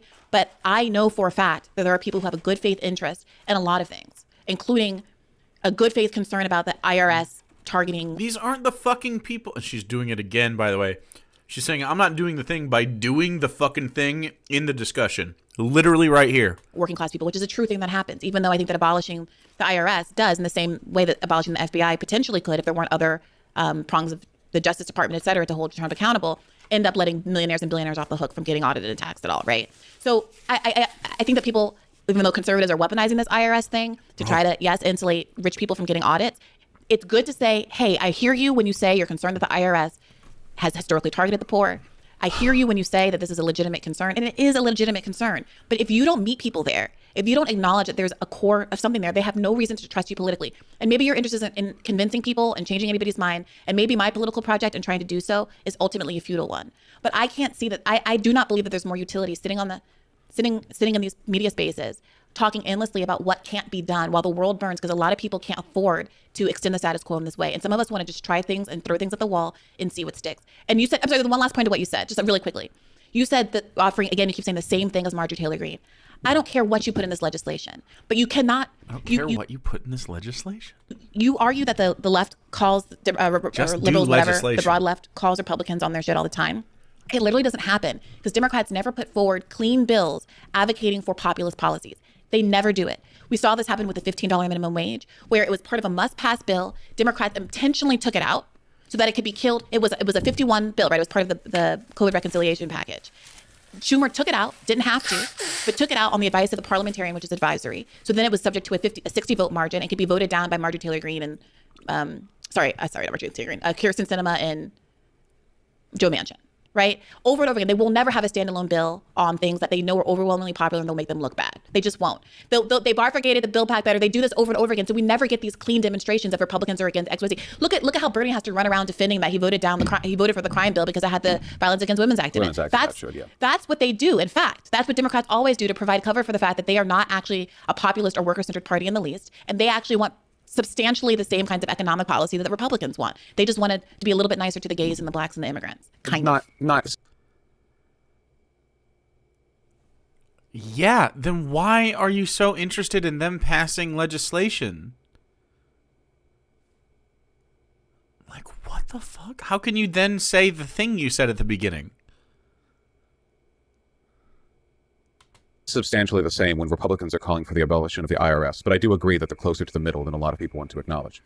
I'm not making an argument for the efficacy of the Democratic Party here. I'm only saying that you can take a pretty clean look at what the Republicans or, McConnell failed to table or what they've shot down in the Senate or the House or whatever. It's pretty obvious that Republicans, just in terms of their policy prescriptions, once they get in office, are evil and want bad things. Yeah. That sounds like a sort of childlike simplicity, but it's actually the God's honest truth. Fake complexity is as misleading as fake simplicity. Yeah. They will vote against things that are objectively good for the American people over and over and over again. It doesn't seem to affect their voters' opinions of them that much. Now, I believe you can pull people over, by the way. You said you want to, build a project and reaching out to people and that the complex variety of their positions make a more, unique and fractured voter than what might be seen just by how people vote. And I agree with that. People are very complicated. The issue I have is that there's a critical difference between the situations we're talking about here.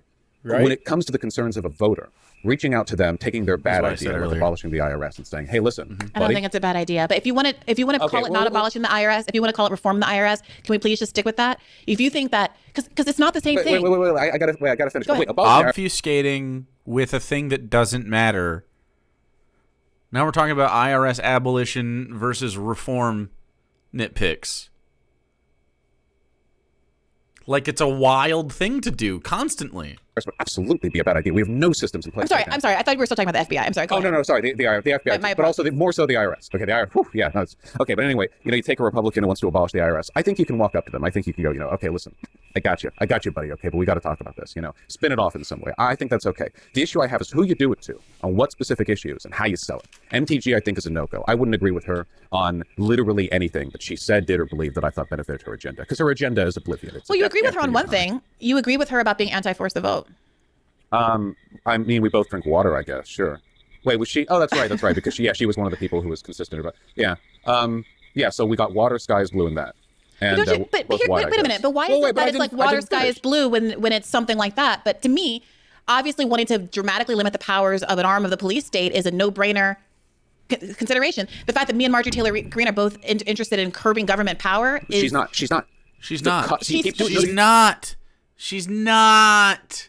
She's using that as a smokescreen to get people to defund the thing that keeps her from getting power. Like, what the fuck? No, she's saying, let me rephrase. keep doing that. Let me rephrase. That she's saying she's interested in curbing government power is an opportunity. Okay, does she know she does this? How do you explain this?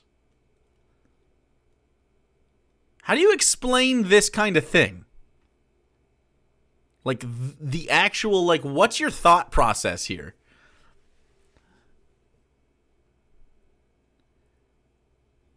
There's a third option that's arising in my brain. She literally cannot stand when anyone says something she even marginally disagrees with, and she gets hyper-fixated on that specific disagreement. That's the only other thing. But it feels nefarious. Or, like, I don't understand why you think that it's like you're talking as though MTG has the ability to write whatever legislation Democrats put forward.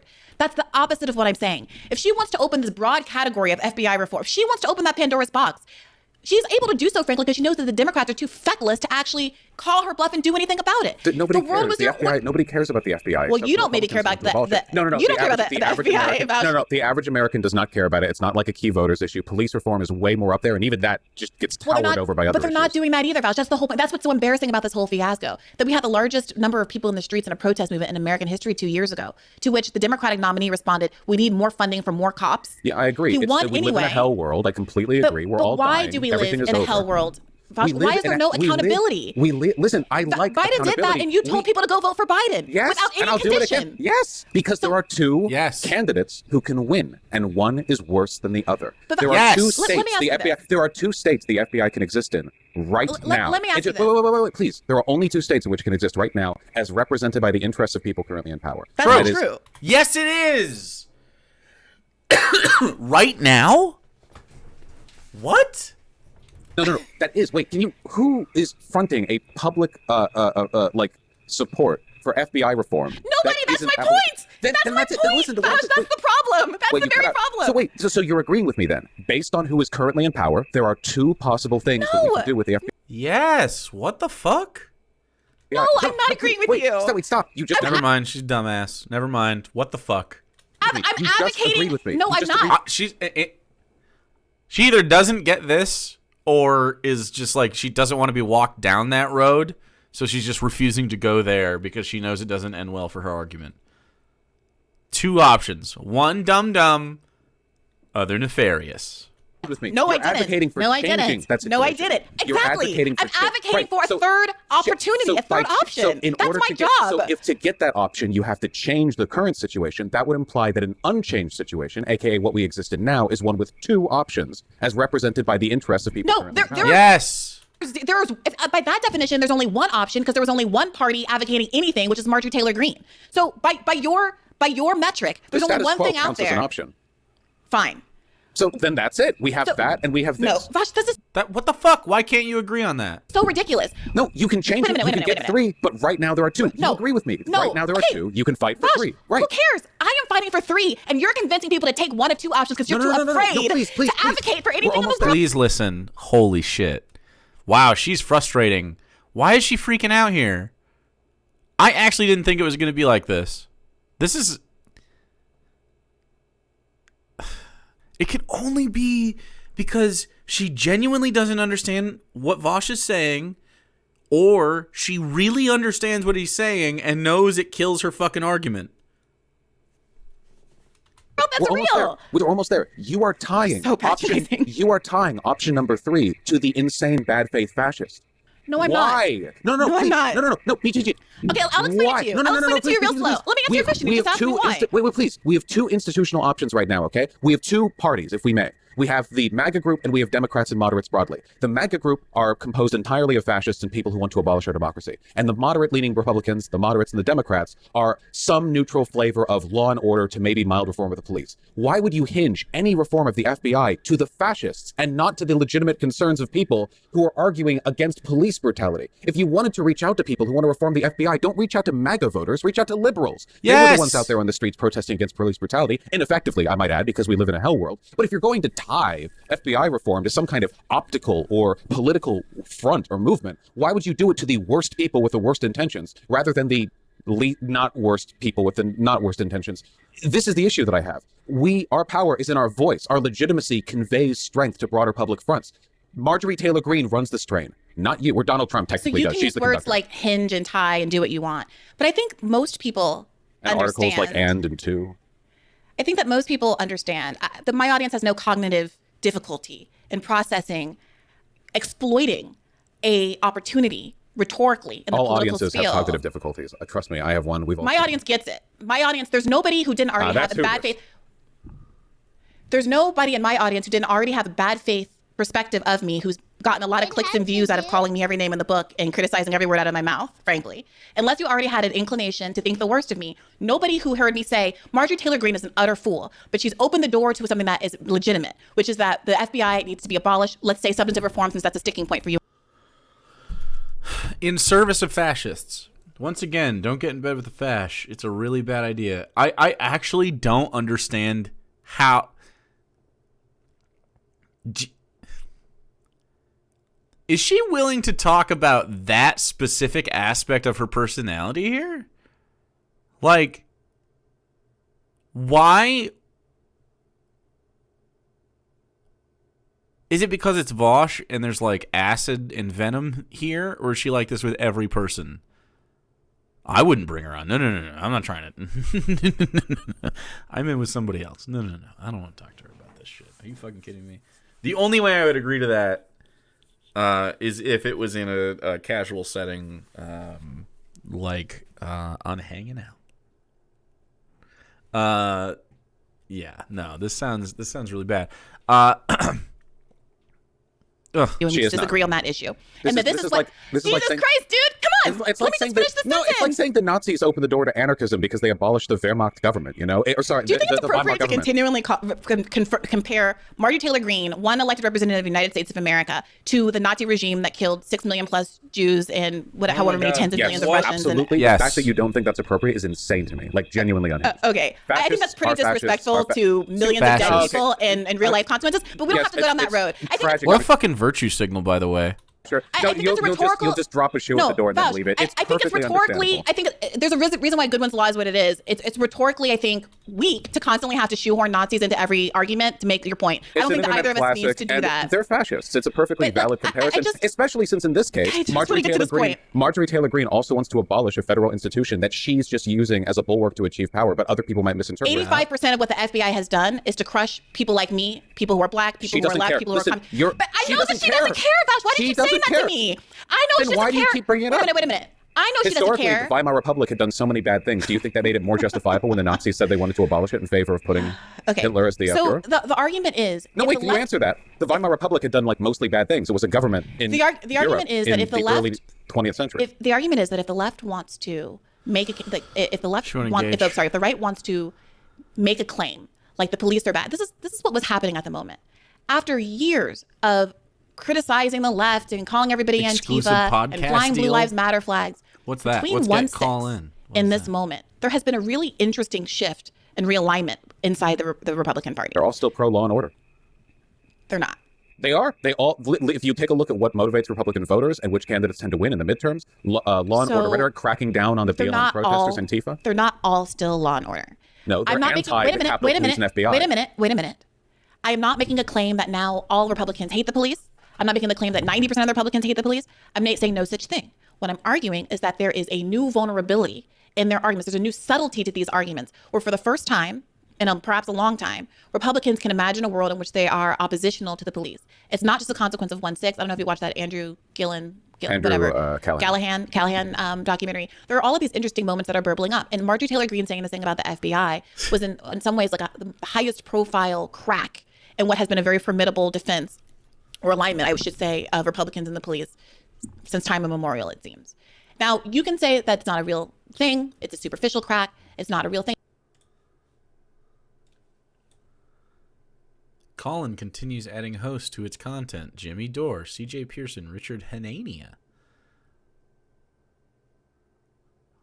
Jimmy Dore, CJ Pearson, Hanania, Ask E. Gene Carroll. Rules-based disorder, Ben Norton, Locker Room, Mandy DeMarza, I don't know. Left flank vets? Uh-oh. Uh-oh.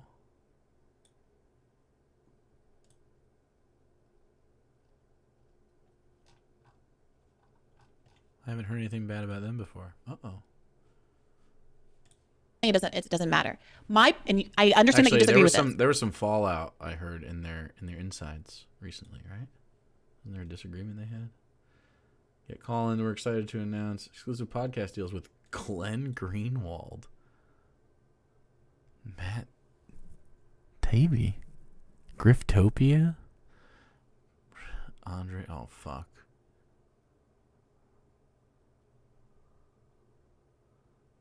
Huh. Some incredible shows. Fascinating. Fascinating stuff. Why do you want me to save these pictures? But my perspective is it's worth chipping away at that and see how far we can go. Let's chip away at that and either force them to double down and go back to saying they love the police and that's fine, whatever. No love lost. Or create opportunities. If they're going to tell their audiences, if they're going to speak to the average conservative voter and say, actually, the police aren't always good. Oh, actually, maybe we shouldn't have qualified immunity. Maybe police members should be held accountable too, because sometimes they go after people that I like. How is it delusional? Even Donald Trump, there's been a conservative push to end qualified immunity for years. That's like a real thing. They are only after power if it's in their way. There is no institutional support for broad police reform. Of course that's true, Vouch. The current conservative darlings are Trump, who said that we should suspend the Constitution, and DeSantis, who is currently constructing his own little Oceania down there in Florida. The current leading conservative constitutional interpretation theory is one where they essentially abolish originalism and go in favor of what, like, a kind of paternalistic Christian nationalism. Yep. They are purely authoritarian in every element of their political advocacy. And coincidentally, the only time they seem to have a problem with power is when it's in their way. Why would you ever give this any weight or credence? What's so crazy about why pretend it's a crack? It's not a crack. They're a unified wall. What's crazy is that, like, literally in my radar, like every time I talk about these things, I'll say exactly that, and you don't hear it. Like, it's like you don't want to hear it. It's a steel block. I'll say, hey, audience, this is a principle, whether it's free speech or limiting government power, and you believe in it. Now, the people that you like on the right who are talking about these things, they're saying they believe in those things, but they're not really good faith actors. They're just trying to protect their own. I just did a radar like this about the IRS. So if you genuinely believe in these principles, like the poor shouldn't be targeted by the IRS, here's alternative policy. For example, Bernie Sanders' wealth tax was to have a 30%, I think, quota for millionaires and billionaires getting taxed to try to correct for how disproportionately poor people are getting or audited, not taxed, right? So you meet them where they are. You say, I understand why these things appeal to you. They're not actually going to do those things to help you. That's right. So then you pivot. That's all this is. And look, at the end of the day, that was good. I have no problem at all. That's literally what my radar was. But you have a hang up about Marjorie Taylor Greene, and that's fine. You obviously think that she is more dangerous and more fascist. I don't like fascists. That's true. That's a lefty fine. Principle of mine. Look, that's literally. That's fine. Wait, BJG, you've literally hit the issue. If everything that you had said was, here is an issue Republicans are concerned about, I don't think they're coming at it from the right angle. Here's the right angle. If that, that's literally what I said in the radar. We'll play the radar right here, by the way, in the podcast, so everybody can see word for word. Marjorie Taylor Greene has become America's favorite broken clock, and it's that time of day where she's regretfully 100% right. Now, I don't take her critique in good faith.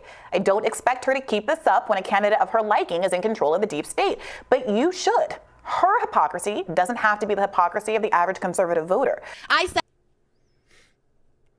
the average conservative voter. And so what happens there is that you say, well, this bitch ain't right, lefty. Look, let me get a little street cred with my lefty brothers. Look, you're a lefty, aren't we? We're lefties, you and me. How you feel about Marjorie Taylor Greene? Yuck! Well, ew, right? True, dog. Anyway, so she said something that I actually agree with, like, even though she sucks. And, well, her motivation for it seems bad. But in spite of her motivation, I think we should hear her out. I think we should agree with the policies that the Republicans are putting forth. I think we should. Oh no, she would say actually no. I want the left policies by left-leaning people. And then now what are we doing? Now we're legitimizing Marjorie Taylor Greene in this scenario, and people can use your clips and be like, look, one lefty's got it right. Wow, look at this voucher just being crazy. Even when they should be agreeing on something easy, they can't even do that. These are ops. I feel like lefty infighting is specifically an op. I think it's all manufactured, save for the little personal beefs. Little personal beefs are real. Like Xander Hall getting butthurt about, hey, you should put up content warnings. That's real. This shit, I don't know, dude. This just sounds like fucking spin. It sounds like, not the Republicans aren't as crazy as you think. I think I'm going to vote third party this time. Take a little wind out of the sails of the left. You don't need to get them to vote Republican. You just need to get them to not vote Democrat. Look, bro. Look. Said Marjorie Taylor Greene is a bad faith actor. But we're working with the Democrats. We don't want these Democrats. We want these third-party candidates that are actually going to push what the Democrats should be so that they can go and put good faith legislation and show those Democrats, this is how we legislate. This is how we write bills. And then the Democrats, fucking Nancy Pelosi's ghost is going to be there being like, oh, yes, I do think we should abolish the Federal Bureau of Investigation, but only after 20 years of de-escalation and means testing. Fuck. They don't really mean this. They're only doing this to protect Trump. However, this is what the left should be doing. And the fact that I say that, Fauci, and you still hit me with all these bad face attacks. And by the way, you didn't just call Marjorie Taylor Greene a fascist. You called me a fascist. Fascist enabler at times. We'll get to your Ukraine takes, I'm sure. It's not about the core of the arguments you just laid out to me. Do you think that was that's like a hard useful? cut. I mean, if you honestly think I'm a fascist enabler and someone who wants to murder Ukrainian children, the last one was a joke. Wait a minute. But wait a minute. Oh, so they cut that part out? Why would they cut the Ukrainian shit out? Interesting. They do a separate segment on that one? Why would you agree to come on Rising and look me in the face and be friendly and nice and act like all is well in the world? What? If you really have that level of antagonism toward me, if you really think that I'm as bad a person as you tell your audience repeatedly, then why? I don't watch, by the way. I even agree to come on Rising in the first place. First of all, a couple of things. I've sat face to face with Charlie Kirk. So have I. Right, okay. I talked civilly with him. I don't have any qualms about that. Second of all, I say mean things about a lot of people. It's genuinely just... but why, Vaush? Because I've been accused of being a grifter. I've been accused of ginning up, fighting over force of evidence. But I don't take personal attacks at people. I don't... Do you not think... I don't understand. If she's a genuine actor, I am surprised. I will be genuinely surprised. You could... If you could somehow... download cosmic truth and you could just know, is this person 100% fucking genuine? I would bet my soul against that. I would bet the very thing. Okay, assume this is like D&D rules. I got a soul, my soul coin, traveling around. I do not think she's a 100% genuine person. Do response videos to try to create beef. In fact, I'm inviting you here today in part because I've ignored you. I've chosen not to engage. People pay for her podcast. Seem constructive. Chat. You could pay for my podcast. Subscribe immediately. Please. But because you were so... I make less money than her. Frankly, kind of polite and humble on Rising, I thought there might be a genuine opportunity for us to have a meeting of the minds at the very least. But then you make a joke like the one you just made, and it makes me feel like this was a fool's errand. No, what we're having right now isn't a breakdown in communication. It's an aesthetic difference in how we approach what we do. Well, I gotta tell you, human to human, I don't feel it like it's an aesthetic difference. It feels degrading and unconstructive in a space that actually means a lot to me because I think the project that we were ostensibly most involved in. Mr. Whiskers! Thank you so much. Give one to It's a Row. Thank you. Both involved in is an incredibly important one. This isn't like, I'm not trying to be famous on the internet from talking about politics. I only became a Well, no, I was an attorney with a very good salary that didn't need any of this, to be honest. So I'm here because my passion for these issues drove me to start freelancing. I ended up getting a full-time position, and I ended up getting plucked by the Briahna campaign to be a part of this. That's why I'm here. And I'm not trying to grandstand to say that, but like, I just want to be honest about emotionally, it feels very frustrating to feel like you're trying to do. Baldur Firebane, thank you so much for the 28 months. Subscribe immediately, you say. Also, good morning from one of your morning people getting ready for work. Hell yeah.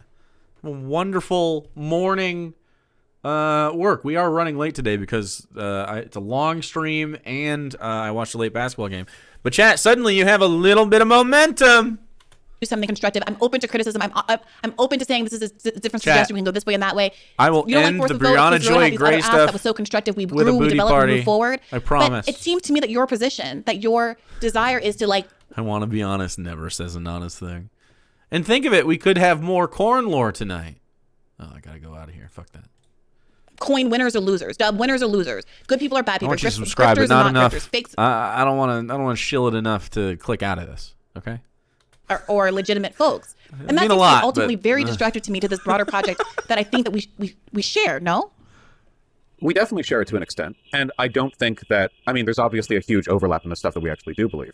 I do genuinely believe that a lot of this is an aesthetic difference. If I was feeling cynical, I would accuse you of engaging in a kind of civility politic here, right? I mean, there were plenty of like sincere, well-minded political activists back in the 1980s who would have shown up in leather strap or like punk mohawks. Well, that wouldn't bother me. They might have. Well, and they might have been doesn't mean. bother me. That doesn't bother me. They might have been mean too, right? Like either you really think you believe that narrative that I am indifferent to the interests of Ukrainian children, or you don't. Like, which is it? Don't bring it up as like a joke. Do you think that I am happy, that I laugh at genocide and think it's great for Ukrainian children to be killed? Is that something that you think? Then let's talk it out. But don't bring it up as a joke. I wasn't under the impression that particular bit would get to you so much. But if you want my sincere opinion, it's not about it getting to me, Vouch. It's real life. That's fine. Wait, I'm not. I don't think it's such a fucking shit show. Why bring it up? This is just, look. She was spinning in the fucking mud. She didn't like the direction the conversation was going, obviously, and she's changing the fucking topic. I'm sorry. Ukrainian children being dead is a joke, in fact. Wait, I'm sorry. I wasn't trying to be insincere there. When I said got to you, I wasn't trying to epically own you by indicating you're emotionally involved in the stuff you talk about. I am too. The sincere, actual, non-joking, fully straightforward position that I have on that debate that you had was that I only saw the damn clip. But I do know that a lot of lefties, and people adjacent to lefties even, not just lefties, have attitudes on the Ukraine war that I consider to be outright fascist apologia. I don't think that makes them irredeemable people, or that I shouldn't speak to them, or that they're bad people fundamentally, or that they're malicious or lying or anything. Yes. But I do care about these issues, and it's a product of the fact that I care about these issues that I take the stances that I do. If I fly off the handle a little bit too much, I think that's a fine criticism. You know, nobody's perfect. So having you didn't actually watch the episode. You just saw the clip and you made it opinion. Did you? I don't actually know. Did you do a response video on my position on Ukraine? I saw it on stream. If it got turned into a video, that would have been my editors. I don't think I talked about that for more than like 30 seconds though. So I don't think I did a full thing. Okay. I could be wrong on that. Do you think it's responsible? Like maybe it's fine. Like I can't believe everyone makes clips about me. For all that I'm called a grifter, it seems that I'm fueling the media ecosystem of YouTube with everybody making clips about my original content. Well, you know how much people dislike me, right? So that's a mutual thing right there. People get real mad about me. I can't speak to what people say about you. I have very consciously chosen not to engage because I don't think that kind of thing is constructive. And if somebody who wouldn't normally listening to me is listening to you and saying Medicare for all is a good idea, at the end of the day, I'll let sleeping dogs lie. But to me, that's a net benefit, and I don't need to tear you down or talk about anybody else on the internet. That's not my business. Well, right. You don't do reactive content quite as much, right? If you're live streaming, of course, you go over all the clips and videos and arguments and discourse that you see and react to it. I'm like, that's what I'm saying. I'm not. Yeah. And I don't mean this, we're in different spaces, and it's fine to be an entertainer. It's fine. But like, that's not my niche. So all I would say to that is like, be an entertainer that's useful and good, and probably actually elevate your content. I mean, that sounds patronizing. I don't mean it like that, but I think it would be useful and good to perhaps review everything in total, in context, to assume good faith of people. That's the irony of the name of my podcast. Assume good faith. But you don't come across as good faith, and that's your problem. People detect bad faith in you, specifically, because you come across as such. So when people can continually accuse you of the thing, if you're truly interested in not coming across as bad faith, you'd hear them out on why it sounds bad faith. However, it seems to me, I have a sneaking suspicion that you maybe don't give a shit because you get paid. Podcast, the whole point is that to try to chat. We need 5 subscriptions to meet my daily goal. Engage legitimately and in good faith with all of these arguments, even with people I disagree. And that means not taking an isolated clip, or even within the clip, frankly, I think I make myself clear, but not taking an isolated clip and making content on it that causes people to make jokes or claims about me, like I like and enjoy the death of Ukrainian children. That's all I would say. With respect, I think that we're both culpable of this, even in this conversation to an extent. Like you mentioning that I'd called you subhuman, or you saying that it was disrespectful to the millions of dead that I might make a comparison to Nazi Germany. These are things that both of us do, intentionally or otherwise, to lower the opinion of the other in the eyes of our audience. Or I guess in this case, whoever is sympathetic to me who watches this content on your end, since I'm not live streaming. I don't think, look, I'm fine with banter and insults back and forth. I love that shit. Oftentimes I feel like a hyperfixation on it to the detriment of the conversation because people get all up in arms about who's being rude to who. The ideal is obviously for everyone to be polite. But we both shouted. We both made jabs at each other. I think that's wonderful. I don't think it's bad faith. Shouting. I agree. I don't have I actually agree. issue with any of that. I think that, look, at worst, I could be accused of, Vaush, not understanding the existential harm that Marjorie Taylor Greene and her politics present to the United States. At worst, you could say that You don't understand the existential threat that Marjorie Taylor Greene's politics pose? She's like a QAnon MAGA lady. What? That's the worst you could accuse me of. Okay. I don't know. Seems intentional. Underestimate the potential harm that could come of me saying that Marjorie Taylor Greene is right about this one narrow issue. And that's a perfectly legitimate criticism somebody can make. But you know that you went a lot further than saying that. Fascist apologia, yeah. Which I stand by. I think that you've engaged in it to an extent. Yeah. Okay. It's fine. Who doesn't do that, right? I mean, the first principle of being a lefty is to hate other lefties. I don't think that I do. And in criticism. fact, I think that the FBI is a fascist organization, if we want to use these kinds of words. And I can easily say that wanting to defend and protect the FBI. I think that Biden's a fascist. I talked to Cornel West about this at length. Then call me a fascist apologist. Do it. If you think that, then you should have no problem calling me that, right? But I don't actually think that that's true, Vaush. And I also don't spend my time I attack the powerful. I'm interested in in criticizing Joe Biden because he has the power to affect so many lives. I'm interested in attacking institutions because they have the power to oppress people. I'm not interested in arguing with podcasters. You know what I mean? Like, that's not the point. I'm not interested in arguing with podcasters. Here is my 1 hour cut up debate for content with a podcaster. Well, streamer, whatever. And I think that you serve a valuable role. I think a lot of people in the space who I've argued with and disagreed with serve a valuable role. People like Sam Cedar, people like Jimmy Dore, who I sometimes agree with and sometimes I don't. I don't spend my time. And it's frustrating, I got to say, when you exercise some restraint and don't spend all your time fighting with people, for that to be characterized as having alliances and secret cabals of it's ridiculous. Well, I'm not making those criticisms. I usually criticize you for the stuff I think you've said or made points about. I understand that, the tribalism here can get out of order from time to time. We obviously do different kinds of content, but I'm glad you understand at least that there's a direction to this. Criticizing people in power is fine and good, but sometimes bringing on some dipshit MAGA hat to argue with for 2 hours while calling him every possible word that won't get you banned from YouTube is legitimately a good way of moving over people from the right. It sounds stupid, but especially with the right, oftentimes their allegiances have more to do with conveyed strength than actual arguments. So if you can make somebody look kind of funny and fucking true, honestly. That's a really cynical outlook, but it is true. Some of them boys, but I don't want them boys in my place or my space. What I want is them boys. I want boys that if you're a MAGA boy, okay, and you see me dunk on your fave, I want you to get better than you are. And that's a hard sell for some people, man. Some people are not into that shit, and it's fine. I want you to be better than you are, though. I don't want you to just be a shitter.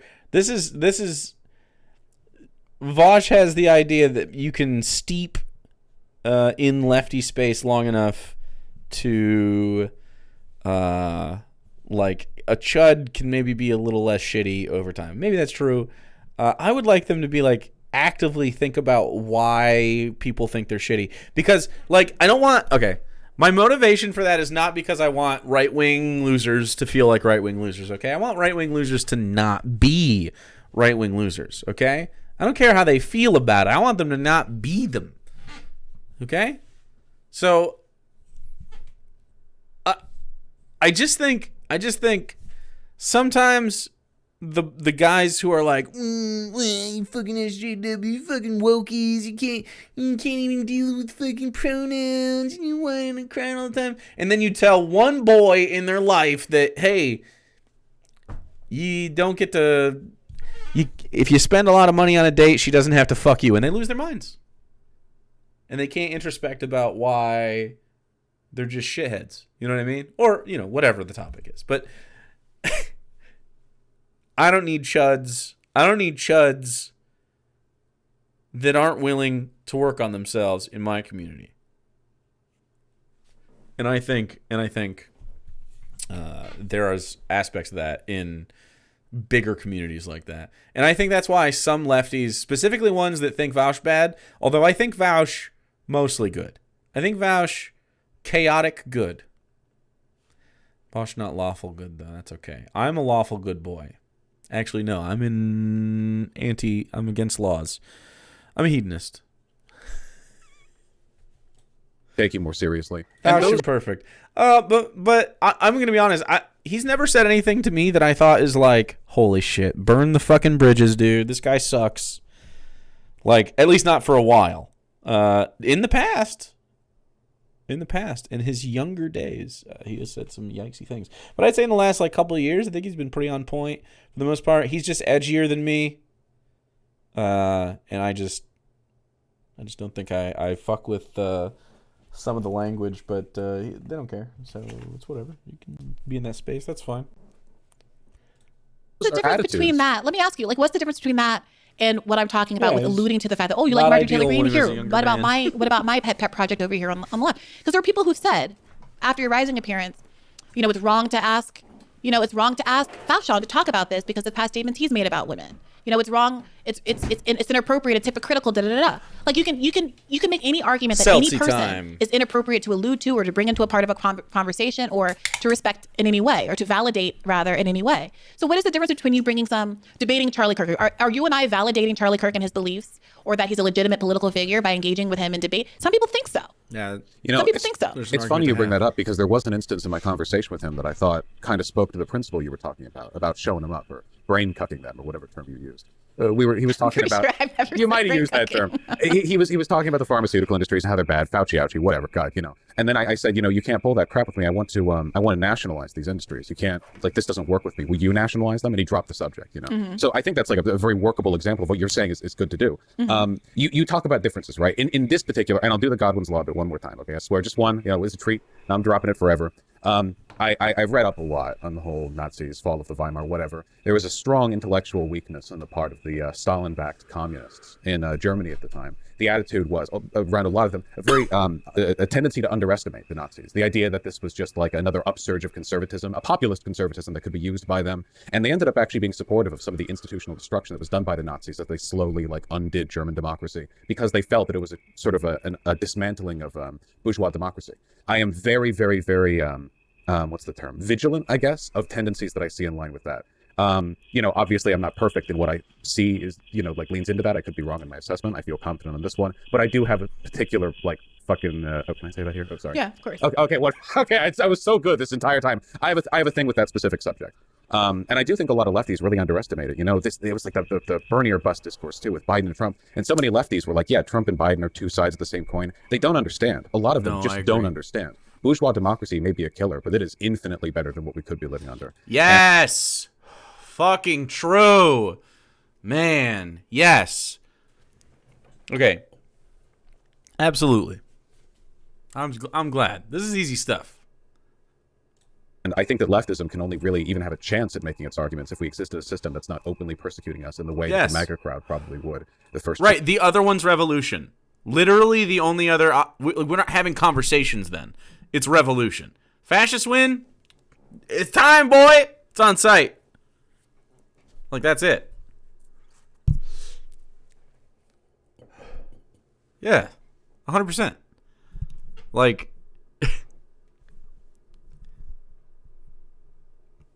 This is just the pragmatic lefties.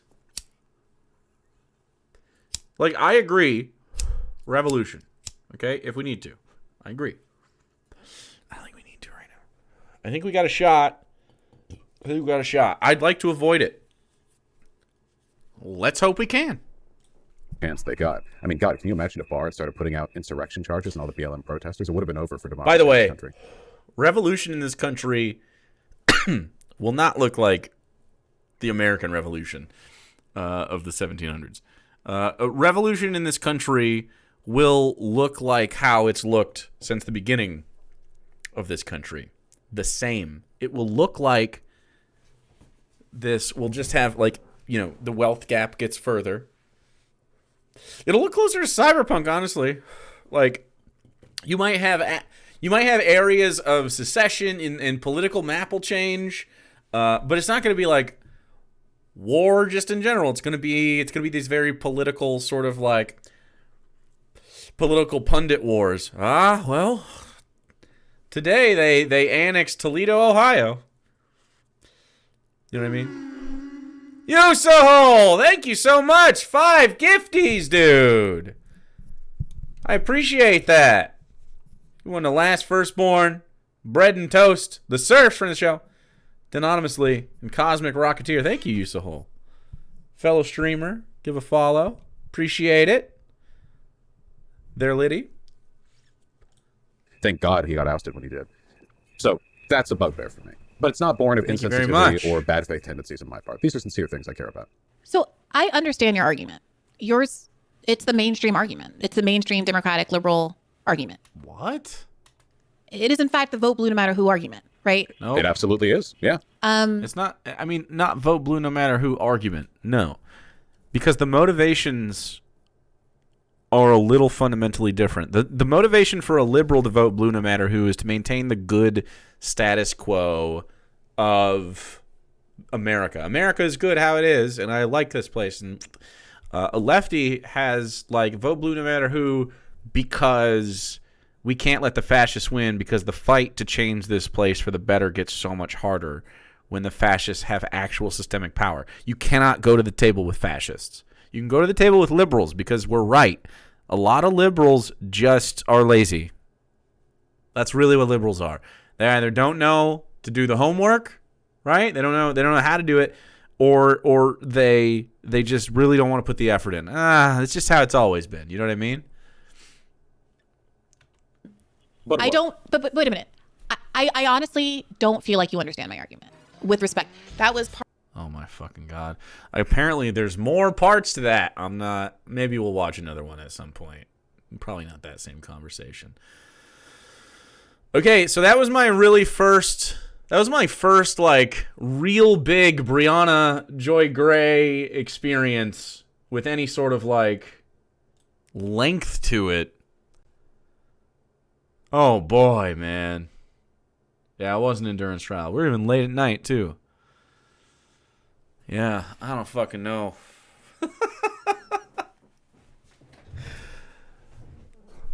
Man, I'll be watching a little bit more of her in the future, but damn, preferably something a little shorter.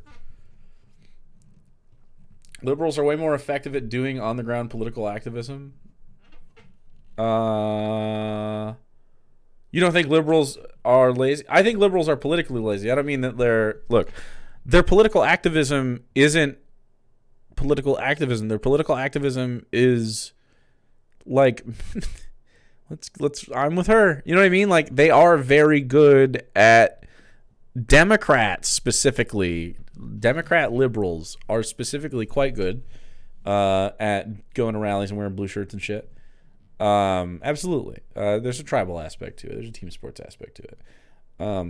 But I don't think that like their political advocacy is like great. Sometimes it's good. Sometimes they're there in the streets with us. Absolutely. There's there's good things that liberals do. Don't get me wrong. I don't want to take 100% of the good things that liberals do away. But I think a lot of it is like half steps and half measures. And they can only be really pushed into the correct opinion when something awful happens.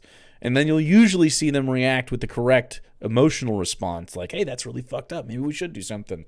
And that's when you get them and you're like, yeah, this should radicalize you. And then they become lefties eventually, hopefully.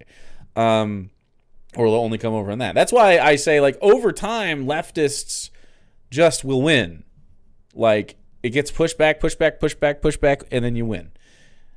Like, You're gonna take a step forward, take steps back, but we constantly moving, hopefully in a direction. The only thing is, it's a race. It's attrition. You have to withstand capitalism, and you can't let it overtake and turn authoritarian. And obviously, it has been authoritarian.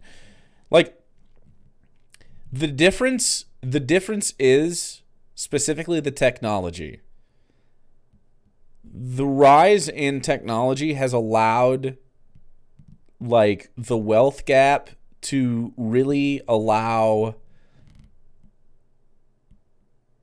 like, I don't know, like private military shit. Like the normal citizen cannot withstand like a warlord in modern day. You could in the past. Like, think of a fantasy warlord, like or like a real life warlord, someone who owns like the water in Mad Max. You can rise up against that, and I mean you can rise up against like fascist dictators with military like this, but like it's so hard, right? And the technology gap makes it way crazier over time. It's just that's why Vosh gets a little doomery from me. Although I agree, I think he's a little too alarmist, but not a lot too alarmist. I think it's just dial it back to 9 alarmist, not 10. But I am quite hopeful as the boomers die, that the political advocacy for these movements dies with them. There will still be obviously echoes of this in our culture for however long we live.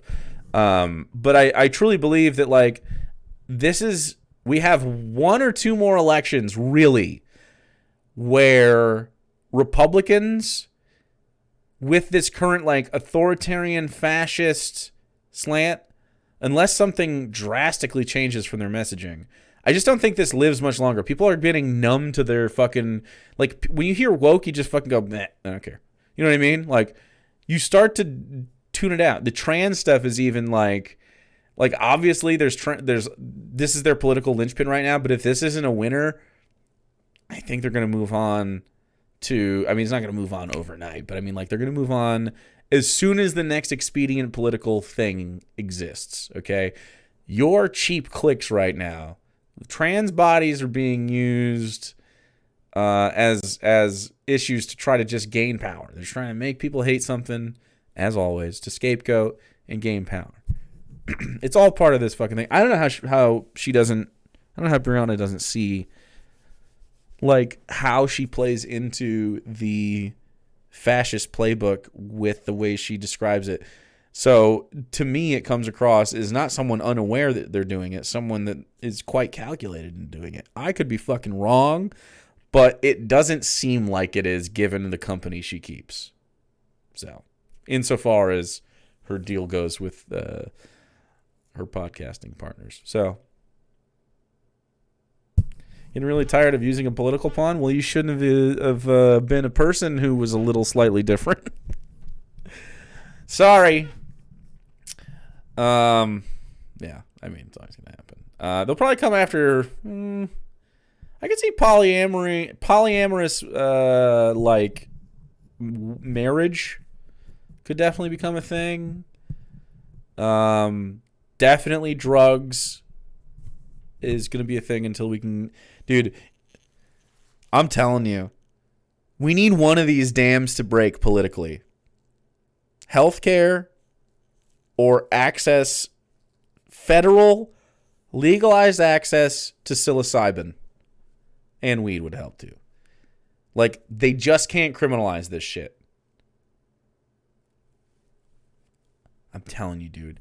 It changes the culture. I mean, obviously housing. I mean, yeah. That's a big damn, though. They're not going to give up housing anytime soon. But we could fucking win drugs or healthcare. We can soon. So imagine, obviously healthcare, we've talked about it. It speaks for itself. Everybody agrees on healthcare, I think, in the leftist community. We understand why it's good.